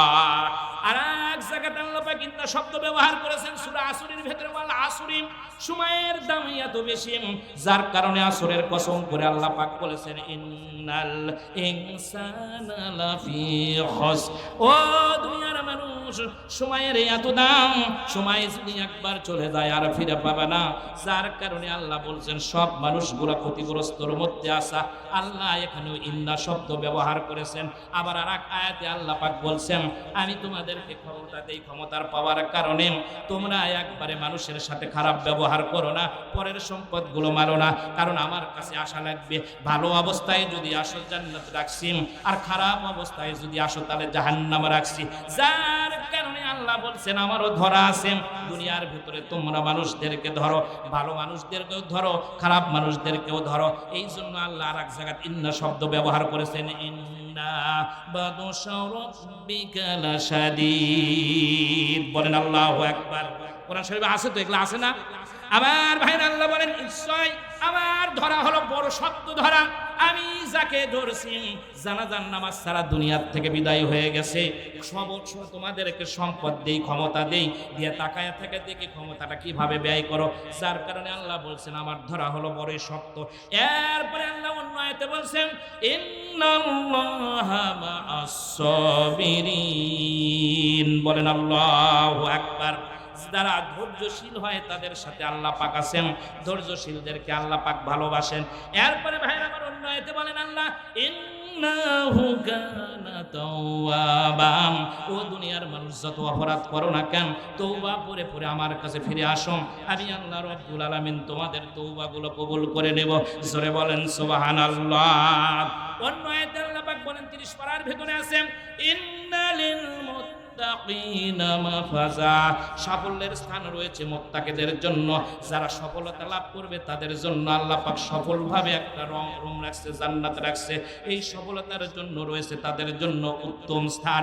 অন্য আয়াতে আল্লাহ রাব্বুল আলামিন বলছেন, ইন্নাল্লাহা গফুরুর রাহিম। বলেন আল্লাহু আকবার। এরপরে আল্লাহ পাক অন্য আয়াতে বলেন, ইন্নাল্লাহা লা মুতাদিন। বলেন আল্লাহু আকবার। যারা দুনিয়ার ভেতরে সীমা লঙ্ঘন করে, নিশ্চয় নিশ্চয় আল্লাহ পাক তাদের সম্পর্কে বলেছেন যে আমি তাদেরকে ভালোবাসি না। প্রায় 10টা সম্পর্কে ইন্না শব্দ সম্পর্কে আলোচনা করলাম, কারণ কোরআন শরীফ এমন একটা জিনিস রে ভাইরা আমার, এমন একটা কিতাবে একটা শব্দ নিয়ে যখন আপনি টান দিবেন, গোটা কোরআন শরীফ এক জায়গায় থেকে আরেক জায়গায়, আরেক সূরা থেকে আরেক সূরার ভেতরে ওই সম্পর্কে আল্লাহ পাক নাযালনা আলাইকাল কিতাবা তিবিয়ানান লিকুল্লি শাই, খুলে খুলে আল্লাহ পাক সুন্দরভাবে মানুষের কল্যাণের জন্য বর্ণনা করেছে। জোরে বলেন সুবহানাল্লাহ। আল্লাহ পাক বলেছেন মদ সম্পর্কে, ইন্নামাল খামরু ওয়াল الخمسر والأزلام নিশ্চয় নিশ্চয় ও দুনিয়ার মানুষ তোমরা শুনে নাও নিশ্চয় মদ জুয়া এলকা ভেলকা ডাল ডুল যা আছে সব আমি চিরতরের জন্য আমি তোমাদের জন্য হারাম করে দিলাম তার কারণ হলো ফাজতানিবুহু লাআল্লাকুম তুফলিহুন বলেন আল্লাহু আকবার আশা করা যায় তোমরা যদি ওখান থেকে সরে আসো তোমরাই সফলতা লাভ করবে জোরে কোন সুবহানাল্লাহ এই মদ এলকা ভেলকা জুয়া যা আছে লটারি সব থেকে দূরে সরে থাকবা আল্লাহ তোমাদেরই সফলতা দিবে জোরে কোন সুবহানাল্লাহ তাহলে আল্লাহ যেখানে সফলতা দিচ্ছে আর ওই খারাপ দিকে আমরা চলে যাচ্ছি না মদে আমরা আসি এরপরে কি বলে লটারি আমরা আসি জুয়া আমরা আসি না নাই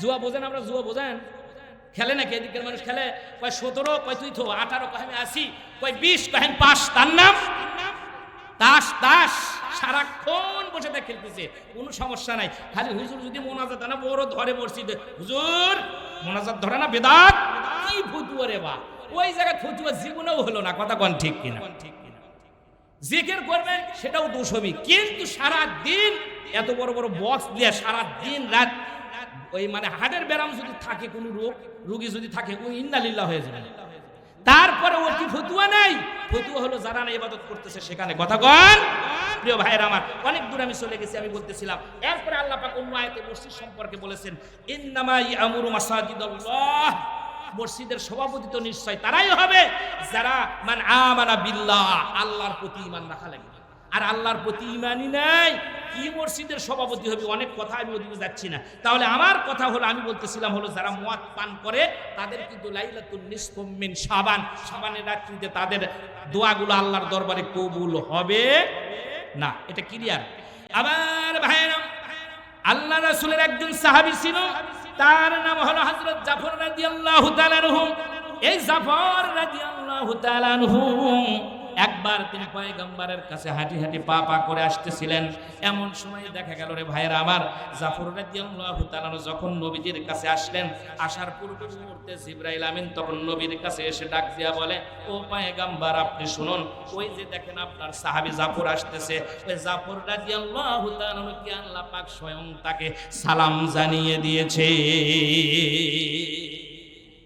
কি মর্যাদা কি দাম সাহাবীদের আল্লাহ পাক নিজে সালাম জানাচ্ছে সুবহানাল্লাহ বলবেন না আর আমাদের জীবন কি রে ভাই আমাদের জীবন শয়তান আমাকে সালাম দিয়ে একবারে গিলে খেয়ে ফেলে দিয়েছে ফজরের সময় মসজিদে আসা ওটা কি যাতা কষ্ট আর কি সাহাবী তাদের মান কত দাম কত আল্লাহ নিজেই তাকে সালাম দিয়েছে আমার ভাইরা আল্লাহ রাসূল আশ্চর্য হয়ে গেছেন জাফর রাদিয়াল্লাহু তাআলা আনহু তিনি যখন রাসূলের কাছে আসলেন সালামটা দিলেন সালাম দেওয়ার পরে হাতটা ধরলেন রাসূলের ধরার সঙ্গে সঙ্গে রাসূল ডাক দেয়া বলে জাফর রে তুমি কি এত বড় আমল করো যার কারণে আল্লাহ পাক সালাম জানিয়ে দিয়েছেন স্বয়ং জিবরাইল আমিন পর্যন্ত তোমাকে সালাম জানায় বলার শোনার সঙ্গে সঙ্গে জাফর রাদিয়াল্লাহু তাআলা আনহু চোখের থেকে তখন তিনি দরদর করে পানিগুলো ছেড়ে দিয়েছে ডাক দেয়া বলে পয়গম্বর আমার জন্মটা পৃথিবীর ভিতরে আল্লাহ পাক দিয়েছেন এই জন্মটা আমার জন্য সার্থক হয়ে গেছে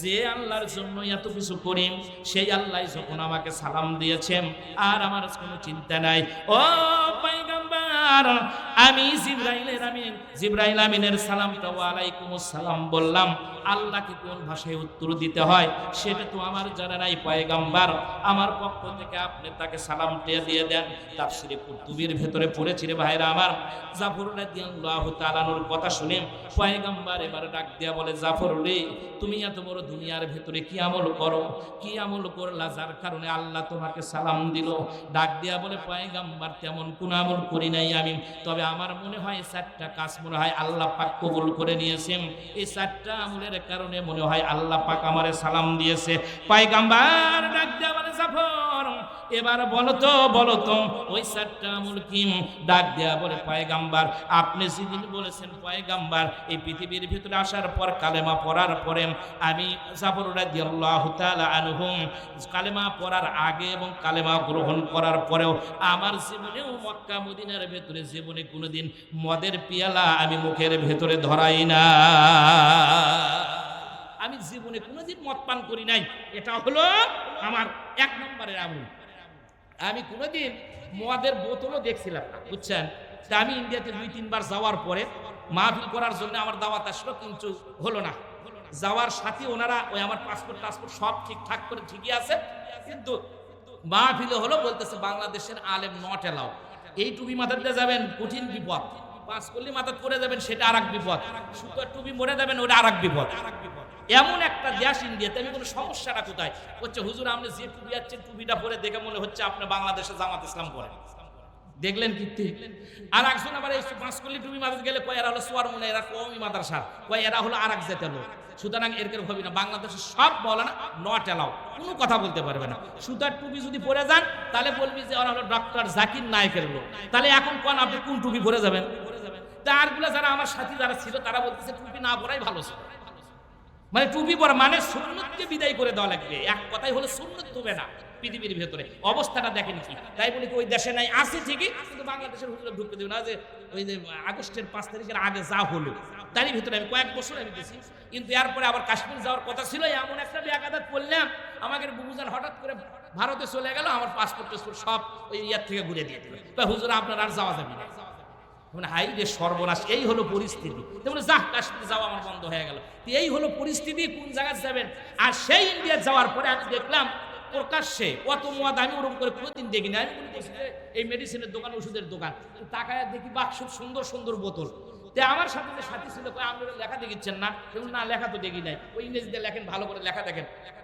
লেখার দিকে থাকে, লেখা দেখছি যে অফিসার চয়েস, তারপর লেখা আছে বিয়ার। উড়িয়ে সর্বনাশ, এটা মদের দোকান করছে হয়। আরে পারে যেখানে সেখানে মদের দোকান। আশ্চর্য, অত ফ্রি ভাবে মত আমি জীবনে কোনোদিন দেখি নাই।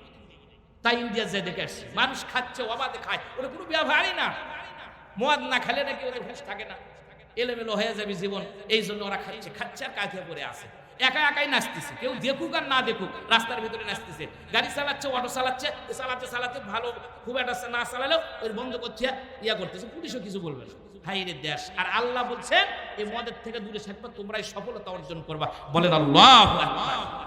আমার ভাইয়ের পরে 2 নম্বর হলো ডাক দেওয়া। বলেন বলো তো এ সফর 2 নম্বর আমল কি? ডাক দেয়া বলে হুজুর আমার জীবনে কোনোদিন আমি জিনা করি নাই।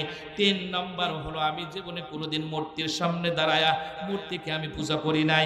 4 নম্বর হলো পয়গম্বর আপনার হাতে যেদিন কালেমা পড়েছি, মুসলমান হয়েছি, সেই দিন থেকে শুরু করে আমি আর জীবনে কোনোদিন মিথ্যা কথা বলি নাই। এই 4টা কারণে মনে হয় আমি আল্লাহর কাছে প্রিয় হয়ে গেছি, যার কারণে মনে হয় আল্লাহ পাক সালাম জানিয়ে দিয়েছে। এরপরে ভাইরা আমার 4 নম্বর গেল। 5 নম্বর হলো পয়গম্বর বলেছেন যারা দুনিয়ার ভেতরে যারা অন্যায়ভাবে মানুষকে যারা হত্যা করেন, অন্যায়ভাবে যারা মানুষকে হত্যা করলো, এদের দোয়া এই শবে বরাত রাত্রিতেও আল্লাহ পাক কবুল করবেন না। এটাও একটা 5 নম্বর। আর আমরা অযথা মানুষকে বিনা অপরাধে মানুষকে হত্যা করেছি, করে নেই? আয়না ঘরের মধ্যে রেখে মানুষকে হত্যা করেছে, ইন্ডাকশন করে। বাংলাদেশের শ্রেষ্ঠ মুফাসসির আল্লামা দিলওয়ার হোসেন সাইদি, যে ব্যক্তি এমন কোনো বক্তা নাই যে তার ওয়াজের ভেতর থেকে ওয়াজ শুনে না, তার ওয়াজ নকল করে না। কথা কোন ঠিক কিনা? এমন একজন আলেম এই আল্লাহ পাক বাংলাদেশে পাঠিয়ে দিয়েছিল, আমরা বুঝলাম না। বাইরের দেশের লোক বুঝলো, এখন বুঝতেছে তার দাম কত বেশি, তার নিকুঞ্জের শক্তি কত বেশি। আর এই সময় তার কণ্ঠটা বড় প্রয়োজন ছিল। কথা বলেন ঠিক কিনা? কিন্তু সেই কণ্ঠটাকে আমরা হারিয়ে ফেলেছি।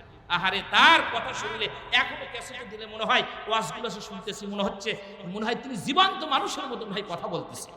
এতই সুন্দর তার কথাগুলো, তার ভাষাগুলো, তার চলাফেরা, তার আচরণ। তার ওই এলাকাতেও আমি যে মাহফিল করে আসছি, 7 দিন ব্যাপী তাফসীরুল কোরআন মাহফিল হয়, তার ভিতরে আমি 4th দিনে আমি একটা সুযোগ ডেট করে দিয়েছিলাম তাকে, সেখানেও যে আমি মাহফিল করে আসছি। কিন্তু ওনার এলাকা হলো সব হিন্দু মানুষও ওয়াজ শুনে, আমি ওখানে দিকে আসছি। প্রিয় ভাইয়েরা আমার, যাই হোক, আল্লাহ পাক তাকে জান্নাতের সুচ্চ মাকাম দান করুক, আমরা বলি আল্লাহুম্মা আমিন। সুতরাং বিনা অপরাধে মানুষকে হত্যা করা যাবে না। যদি মানুষকে বিনা অপরাধে হত্যা করে, আল্লাহ পাক বলছেন وَمَن يَقْتُلْ مُؤْمِنًا مُتَعَمِّدًا فَجَزَاؤُهُ জাহান্নাম। আল্লাহ বলছেন যদি তোমরা বিনা অপরাধে মানুষকে অন্যায়ভাবে যদি তোমরা হত্যা করো, তোমাদের স্থান হবে হলো জাহান্নাম। খালিদিনা ফিহা আবাদা, চিরকাল তারা জাহান্নামের ভেতরে থাকবে। আর বিনা অপরাধে মানুষকে হত্যা করতেছেন, জান কবরে বোঝা যাবে, কবরে গেলেই বোঝা যাবে। আমার ভাইয়ের পরে আসুন, 5 নাম্বার গেল। 6 নাম্বার হলো যারা দুনিয়ার ভেতরে যারা জাদুকর, জাদু যারা করে তাদেরকে তাদের দোয়া আল্লাহর দরবারে কবুল হবে না। বন্ধুরে আমি জানি আপনাদের কষ্ট হচ্ছে, আমি আমাদের ছেড়ে দিব, আর বেশি কষ্ট দিব না। জাদুঘর যারা তাদেরকে ভাইরা আমার আল্লাহর রাসূল বলেছেন জাদুঘর যদি থাকে তাদেরকে হত্যা করবা। এই জন্য জাদুঘর কারণটা হলো জাদু খেলা দেখাই শুধু না, মানুষদেরকে ক্ষতি করে। এমনকি ইহুদির ভেতর থেকে একজন জাদুঘর ছিল, তার নাম হলো লবিদ ইবনে আসাম। এই লোকটা রাসূলের চুল মোবারক নিয়ে রে ভাইরা আমার, তিনি তাকে রাসূলকে জাদু করেছিলেন। চিরুনির ওই যে ছোট ছোট যে ইয়াগুলো থাকে চিরুনির সাথে নিয়ে রাসূলের চুলগুলো নিয়ে জাদু করেছিলেন। শেষ পর্যন্ত রাসূলের দাম্পত্য জীবনের মধ্যে কলহ লাগিয়ে দিয়েছিলেন। এর কারণে রাসূল কোন বর্ণনায় আছেন 40 দিন তিনি অসুস্থ হয়েছিলেন। আর পয়গম্বর সব সময় আল্লাহর কাছে দোয়া করতেন, আল্লাহ এমন কেন আমি হয়ে গেলাম, এত অসুস্থ কেন আমার ভেতরে আসলো, আল্লাহ আমি জানি না। আল্লাহ পাক তাকে জানিয়ে দিয়েছিলেন, সূরা নাস আর ফালাক করে তার আল্লাহ পাক সমাধান দিয়েছে। এই জাদুঘরদের দোয়া আল্লাহর দরবারে কবুল হয় না। এরপরে ভাইয়ের আমার 7 নম্বর হলো যারা জিনা করেন, জিনাকুরদের দোয়া আল্লাহর দরবারে কবুল হবে না। এই রাত্রির ভেতরে একটা ঘটনা এখানে সুন্দর করে বলে দেয়, তিরমিজি শরীফের ভেতরে আসছে, এরপরে ইবনে মাজাহ শরীফের ভেতরে আসছে, তাফসিরে ইবনে কাসিরের ভেতরে এই ঘটনাটা আসছে। আমার ভাইরা যারা জিনা ব্যভিচার করেন তাদের দোয়া আল্লাহর দরবারে কবুল হয় না। হাদিসটা বর্ণনা করেছে হলো আব্দুল্লাহ ইবনে উমর রাদিয়াল্লাহু তাআলা আনহু। তিনি বলেন যে আমি রাসূলের কাছ থেকে একবার নয়, দুবার নয়, 5 বার নয়, 7 বার চাইতো বেশি বার শুনেছি রাসূলের কাছ থেকে এই হাদিসটা। সেটা হলো এই আগের জামানার ভাইরা আমার বনি ইসরাইলের সময় কিফল নামে একজন ব্যক্তি ছিল। ওই ব্যক্তিটা এমন কোনো পাপ নাই যে সে করে নাই, সব ধরনের পাপ আল্লাহ পাক তাকে এত ধনাঢ্য করেছিলেন, সম্পদশালী করেছিলেন, যার কারণে ক্ষমতার কারণে এই লোকটা এমন কোনো পাপ নাই তিনি করেন নাই। কিন্তু ঘটনাটা ঘটলো একরকম রে ভাইয়ের আমার, এই কিফল ব্যক্তিটা জেনা ব্যভিচার থেকে শুরু করে, মদ থেকে শুরু করে, গান থেকে শুরু করে, জাগতিক যা খারাপ ছিল সব খারাপ কাজগুলো সে করেছিল। কফিলে তিনি ছিলেন ধনাঢ্য। একবার একজন মহিলা বরকা পরিহিত একজন মহিলা পর্দা অবস্থায় তিনি তার কাছে চলে গেলেন। যাওয়ার পর সুন্দর মহিলাকে তিনি দেখলেন, দেখার পরে ডাক দেয়া বলে, মহিলা তুমি আসছো কি নেওয়ার জন্য আমার কাছে আসছো? বলে আমি তোমার কাছে শুধু 7টা দিনার চাই। বলে 7টা দিনার আমি তোমাকে দিয়ে দিব, কিন্তু তোমার একটা কাজ করা লাগবে, আমার একটা উপকার করা লাগবে। আমার বাসার ভেতরে কোনো লোক নাই, জন নাই, এই 7টা দিনার তোমাকে দিব, তুমি যদি আমার সাথে আমার মনের আশা আকাঙ্ক্ষা যদি তুমি পূর্ণ করে দাও।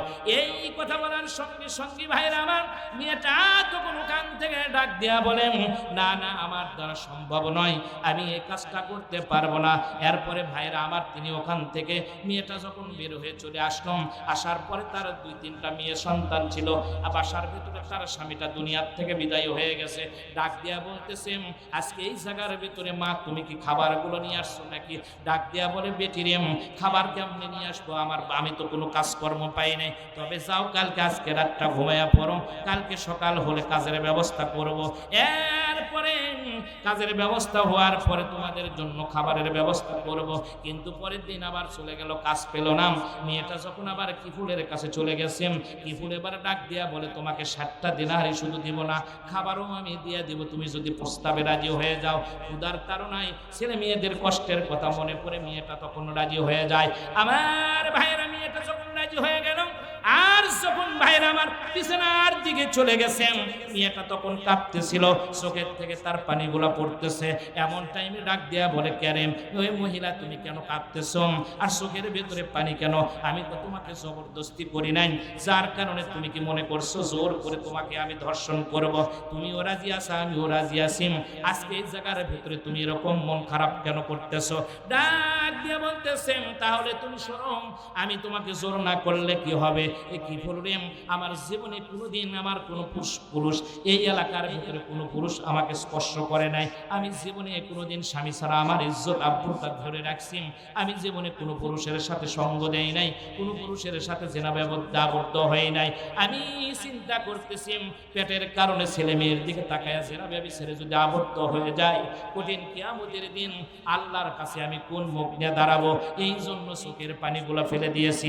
ডাক দেখি ফোন তখন ডাক দিয়া বলেন, একদিনের জন্য এ মহিলা তোমার যখন এত ভয়, আল্লাহর ভয় তোমার ভেতরে ঢুকছে, যাও যাও, এত বড় অপরাধটুকু আমি যে করতে চাইছিলাম, জীবনে বহু অপরাধ করেছি, এত বড় অপরাধটুকু এখন এই মুহূর্তে আমি তোমাকে মাফ করে দিলাম।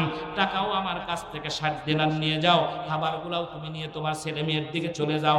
তোমাকে আমি বোন বলে ডাকলাম, এখন থেকে তুমি হলে আমার বোন, আমি হলাম তোমার ভাই। এখান থেকে তুমি নিয়ে চলে যাও, কোনো চিন্তা করবা না, কোনো ভাবনা করবা না।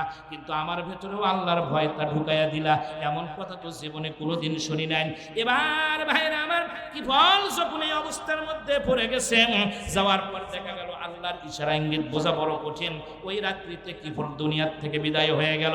আল্লাহ পাক তার তওবাটা এমন ভাবে কবুল করলেন, কবুল করার সঙ্গে সঙ্গে ভাইরা আমার, ফেরেশতার মাধ্যমে তার দরজার সামনে আল্লাহ পাক লিখে দিয়েছেন, এ দুনিয়ার মানুষ তোমরা শোনো, আমি আল্লাহ পাক এক রাত্রে কফিল জামার ভয় করেছে, এই অপরাধগুলো যত অপরাধ করেছে, আমি আল্লাহ রব্বুল আলামিন তার জীবনের সব অপরাধগুলো ক্ষমা করে দিলাম।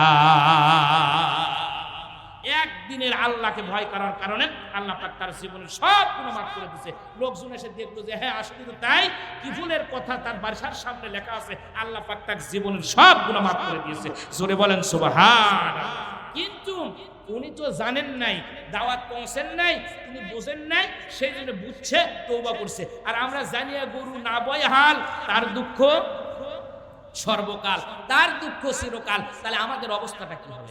আমার ভাইয়েরা, আর কষ্ট দিব না রে বন্ধু। এইবার খেয়াল করে শুনুন, 7 নম্বর গেল। এবার আসুন 8 নম্বর হলো যারা আকলুর রিবা, যারা শতকরা 10 টাকা খায়। এখন তো মনটা খারাপ হয়ে গেছে, 10টা দোকান যদি থাকে তার 15টাই হলো সুদের দোকান। সুদ খায় খায় আমার চাইতে আমার এলাকার মানুষ অনেক ধনী হয়ে গেছে। আর কয় হুজুর কয় টাকা কামাই করে, হুজুরের চিন্তা করা লাভ হবে না, হুজুর তো আখিরাতের চিন্তা করতেছে। তোমার ঠিকানা হবে যারা আকলুর রিবা, যারা সুদ খায়, তাদের মুখটা কাবা শরীফের এদিকে থাকবে না। এরা যতই হজ করুক, যতই তাবলিগ জামাত করুক, যতই হুজুর গেলে দেখা, যতই তাহাজ্জুদ করুক, তাহাজ্জুদ করে লাভ হবে না যতক্ষণ পর্যন্ত সুদ এরা ছাড়তে না পারবে। আর যত টাকা কামাই করছে সব আবার পায়খানা বানিয়ে দেওয়া লাগবে। যতক্ষণ পর্যন্ত সুদের টাকা ফেরত না দিবে, এদের হজ বাতিল, এদের ইবাদত বাতিল, দান খয়রাত সব বাতিল হয়ে যাবে। এই সুদখোরদের মুখগুলা কাবা শরীফের দিকে আল্লাহ পাক রাখবেন না। সুদখোরদের মুখ মরে যাওয়ার সঙ্গে সঙ্গে আল্লাহ পাক পূর্ব দিকে করে দিবে। এটা মিশকাতের হাদিস। আমার ভাইরার কথা বলবো না। 9 নাম্বার হলো যারা সুগলখোর, এই সুগলখোরদের দোয়া আল্লাহর দরবারে কবুল হয় না। এদের ভেতরে যদি কেউ মানে পড়ে যায়, আমার করার কিছুই নাই। আমি সব কিতাবের নাম আগে বলে দিছি, পরেও আবার বলে দেবো একবার মনে করার জন্য। তাহলে সুগলখোর যারা, তাদের দোয়া আল্লাহর দরবারে কবুল হয় না। এরপরে ভাইরা আমার 10 নাম্বার হলো গণক ঠাকুর। আছে না নাই? মোবাইলের মধ্যে খেল দেখতে দেখতে দেখবেন আসছে, কয় আমার কাছ থেকে যদি একটা সেন মালা নেন আপনি কোটিপতি হয়ে যাবেন। কে সেন মালা নিলে কোটিপতি হইতে তুই গাও গলা দিয়ে তুই বড় লোক হ। বাংলাদেশের মানুষ এটাও বোঝে না পারে, মানুষ জাতে মাতাল হলে তালে ঠিক থাকে, আমাকে তালও ভালাবার দেয় না। কথা কন ঠিক কিনা? আবার এতগুলো সিটের বার আছে এখন, ওই গরিব মানুষ। আর এখন তো আপনার এই বায়োডাটা কিন্তু সব দেশের লোকজনই জানে। আপনার বউ, সোল, ঠিকানা, জমি জমা সব মোবাইলে সার্চ দিনে চলে আসে। আপনার ঠিকানা কিন্তু সব আছে। তাহলে সব যখন এলে জানে, আল্লাহ জানে না নাকি? কি ভাই, আল্লাহ জানে না? জানে না। এলে যা কিছু দুনিয়ার মানুষ আপনি ফোন দিয়াই ওই হ্যাকাররা বলবি, হ্যালো ভাই আপনার বাড়ি 9 মাইল অমুক জায়গাত, বলে হ্যাঁ আপনার ছেলে এই করে, আপনার মেয়ে এই করে, অমুক এই করে, এই করতে করতে আপনার কাছ থেকে সিটারি করে টাকা মেরে ওই বিকাশে তাড়াতাড়ি টাকা দেয়। যা যেই দেশে খালি হচ্ছে আপনি 13,000 দিবেন 2 লাখ পাবেন। কেরে বোকা, জীবনে 13,000 টাকা দিলে পারে 2 লাখ টাকা পাওয়া যায়? যেই দেশে দিয়ে কান্নাকাটি শুরু করে দিয়েছে। হচ্ছে না? হচ্ছে না? কি ওয়াজগুলো কি উপকার না অপকারের জন্য বলতেছি? সুতরাং এই লোভের মধ্যে বলেন না। যখনই কেউ ফোন দিবি, ফোন দেওয়ার সাথে বলেন ভাই 30টা টাকা না, আমারটা লোড দিয়ে দাও, তারপরে টাকা দিচ্ছি। ওই জিবরাইল আর ফোন ধরবি না, কেটে দিচ্ছে। দেখবেন কত মানুষ এরকম করে প্রতারণা করে টাকা লেছে, তার হিসেবই নাই। কথা কন সুতরাং এই ওয়াজগুলো ছেলে মেয়েদের কাছে করবেন যে যত কিছুই বলুক, জীবনেও কোনোদিন জানি আপনার এমন একটা পয়েন্টে হাত দিবি, আপনার ছেলে নাই মেয়ে নাই যা আছে করছে, আপনার ছেলে তো ভার্সিটি পরিণত বিপদে পড়ছে, অসুস্থ, তাড়াতাড়ি টাকা পাঠা দেন। আপনি ওনার মোবাইলেও কিন্তু আপনি ঢুকতে পারবেন না, সহজে ঢুকবে না। ওই ফোনটার নাম্বারটা আপনার হ্যাক করে রাখছে, এমন ভাবে রাখছে যে কলও ঢুকবে না। এতে একেবারে মানে তাড়াহুড়ো করার দরকার নেই। কত মানুষ যে এগুলো প্রতারণার মধ্যে পড়ছে তার হিসেবই নেই। কথা কন ঠিক না বেঠিক বলতেছি আমি। সুতরাং এই কাজ করে কোন কায়দায় যে মেরে ধরে খাচ্ছে আল্লাহই ভালো জানে। আবার শেরপুরে হাটত যায় দেখবেন ওই মুরা শাহজামালের মাজারের উঠি এক বেচারা পাখি দিয়ে বসে আছে, টিয়া পাখি দিয়ে বসে ওটি করছে যে এটি হাত গুনলি, আপনাকে 9 মিল আছে কিনা জানি না আমি, শেরপুর আছে 9 মিনিট বসে দেখে করছে যে এটা খালি গুনিয়ার পারলে হয়, গুনলি আপনার কপালে যা কিছু আছে সব আপনি জানতে পারবেন। কিন্তু পাখি দিয়ে যদি জানতে পারছি তুই পাখি বেশি চুকে, তুই আগে গুনিয়ালে আগে বড় লোক হয়। মানুষকে আমরা বুঝাতে পারলাম না কি যে হলো মানুষের। এই গণক ঠাকুরের বিশ্বাস করা কবিরা গুনাহ চলবে না, এগুলো কথা কথা কন ঠিক কিনা। যাই হোক, এরপরে আসুন আর কয়েকটা আছে, এলে একবার বলে দেবো, 12টা বাজতেছে। আচ্ছা যাই হোক, শোনেন 9 নাম্বার 10 নাম্বার গেল, এবার আসুন 11 নাম্বার হলো পিতামাতার অবাধ্য সন্তান। পিতামাতার যারা অবাধ্য সন্তান তাদের দোয়া ওই শবে বরাত রাত্রি তো কবুল হবে না, এটা মনে করা রাখবে। রিজার রব্বি ফিল রিজার ওয়ালিদি ওয়া সাক্তুর রব্বি ফি সাক্তিল ওয়ালিদি। পিতামাতার খুশিতে আল্লাহ খুশি, আর পিতামাতার নারাজে আল্লাহ নারাজ হয়ে যায়। সুতরাং বাপ মাকে কষ্ট দিবেন না, বাপ মাকে কষ্ট দিবেন বিপদের মধ্যে পড়ে যাবেন। কথা কন ঠিক না বেঠিক? যতগুলো সন্তান আছে আমি তোমাদেরকে বলতেছি, তুমিও বাপ হবা, সেই দিন তুমিও মজাটা বুঝবা। তুমি বাপে কষ্ট দিবা, তোমার সন্তানটা তোমাকে অবশ্যই কষ্ট দিবে। 0 অক্ষরে বাড়িতে লিখে রাখো, এটাই হবে। কথা কন ঠিক না বেঠিক? সুতরাং শবে বরাত রাত্রি তো তোমার দোয়া কবুল হবে না ভাই, মন খারাপ করো না। বাপ আর অবাধ্য সন্তান হয়ে না, কঠিন বিপদে পড়ে যাবে, তোমার সন্তান তোমাকে ভাত দিবে না, এটাই বাস্তবতা। আমি বললাম অনেক কথা আছে এই বাপ মার খেদমত সম্পর্কে, একদিন যদি করা হয় তাহলে একদিন লাগবে এই বাপ মায়ের অবস্থা, তাই না হুজুর? হ্যাঁ, ওয়াবিল ওয়ালিদাইনি ইহসানা ওয়া ক্বাদা রাব্বুকা আল্লা তা'বুদু ইল্লা ইয়াহু ওয়াবিল ওয়ালিদাইনি ইহসানা। আল্লাহ পাক কত বাপ ইবাদত করার পরই খেদমত পাওয়ার যারা যোগ্য সেটা হলো বাপ মা, এটা তার খেয়াল থাকে। যাক, আর অধিক কথা বলবো না। এরপরে ভাইরা আমার 12 নম্বরে হলো যাদের প্যান্ট লুঙ্গি যারা পায়ের গিরার নিচে পড়ে তাদের দোয়া আল্লাহর দরবারে কবুল হয় না। 2টা পাপ বন্ধু সব সময় চলে। একটা হলো কোনো মানুষ যদি দাড়ি কাটে, দাড়ি কাটার পাপ শুয়ে থাকলেও পাপ হয়, এরপরে বসে থাকলেও পাপ হয়, উজু থাকলেও পাপ হয়। আর একটা পাপ হলো শুয়ে থাকলেও পাপ হয়, সেটা হলো কোনো মানুষ যদি লুঙ্গির অথবা প্যান্টের যদি পায়ের গিরার নিচে পড়ে, এই পাপ যদি এই অন্যায়টা করে কাপড়টা যদি টাকনুর নিচে পড়ে, সবে বরাত রাত্রিতেও এদের দোয়া আল্লাহর দরবারে কবুল হয় না। 12 নম্বরে গেল। এবার 13 নম্বর হলো অন্যায় ভাবে যারা সাদা আদায় করে, যারা ট্যাক্স আদায় করে, অন্যায় ভাবে যারা সাদা আদায় করবে, এ সাদা যারা আদায় করবে কবরে তাদের কপালে জাতা আছে, তাদের দোয়া আল্লাহর দরবারে কবুল হবে না। রাস্তাঘাটে সাদা আদায় করতেছো ঠিক মতো করম, কবরের মধ্যে গেলে বুঝতে পারবানি। এরপরে ভাইয়ের আমার 14 নম্বর হলো যারা বাদ্যযন্ত্র বাজায়, আর বাদ্যযন্ত্র অবস্থায় যারা যে কামাই করবে সেটা হলো সব হারাম কামাই। নর্তক দিয়া যারা কাম ইনকাম করে সেটাও হলো হারাম কামাই। এই যারা বাদ্যযন্ত্র যারা অভ্যস্ত, যারা গান গায়, এদের দোয়া আল্লাহর দরবারে কবুল হবে না। এরপরে ভাইয়ের আবার 15 নম্বর হলো যারা ফটোকে অঙ্কন করে, যারা চিত্র অঙ্কন করে তাদের জন্য জাহান্নাম ওয়াজিব হয়ে যায়। আসাদুন নাস আযাবা ইয়াউমাল কিয়ামাহ, বুখারী শরীফের হাদিস। কিয়ামতের দিন ইহুদি খ্রিস্টানদের চাইতেও যারা ছবির ব্যবসা করে তাদেরকে আল্লাহ পাক কঠোর শাস্তি দিবে। এই 15টার কথা বলছিলাম। কিতাবের নাম হলো মিশকাত শরীফের সরা কিতাব, ব্যাখ্যা কিতাব নাম হলো মাজাহারে হক, মুকাশাফাতুল কুলুব আর বাইহাকি শরীফ। এই কয়েকটা কিতাব থেকে একত্রিত করে ভাইরা আমার 15টা বের করেছি, সুন্দর করে শোনায়া দিলাম। আর কোনো টেনশন নাই, আর কোনো চিন্তা নাই। এই 15টার কথা মনে রাখলেন সামনে শবে বরাত আসতেছে, আপনার আমার কপাল খুলে যাবে। কথা বলেন ঠিক কি না? একটু জিকির করেন লা ইলাহা ইল্লাল্লাহ।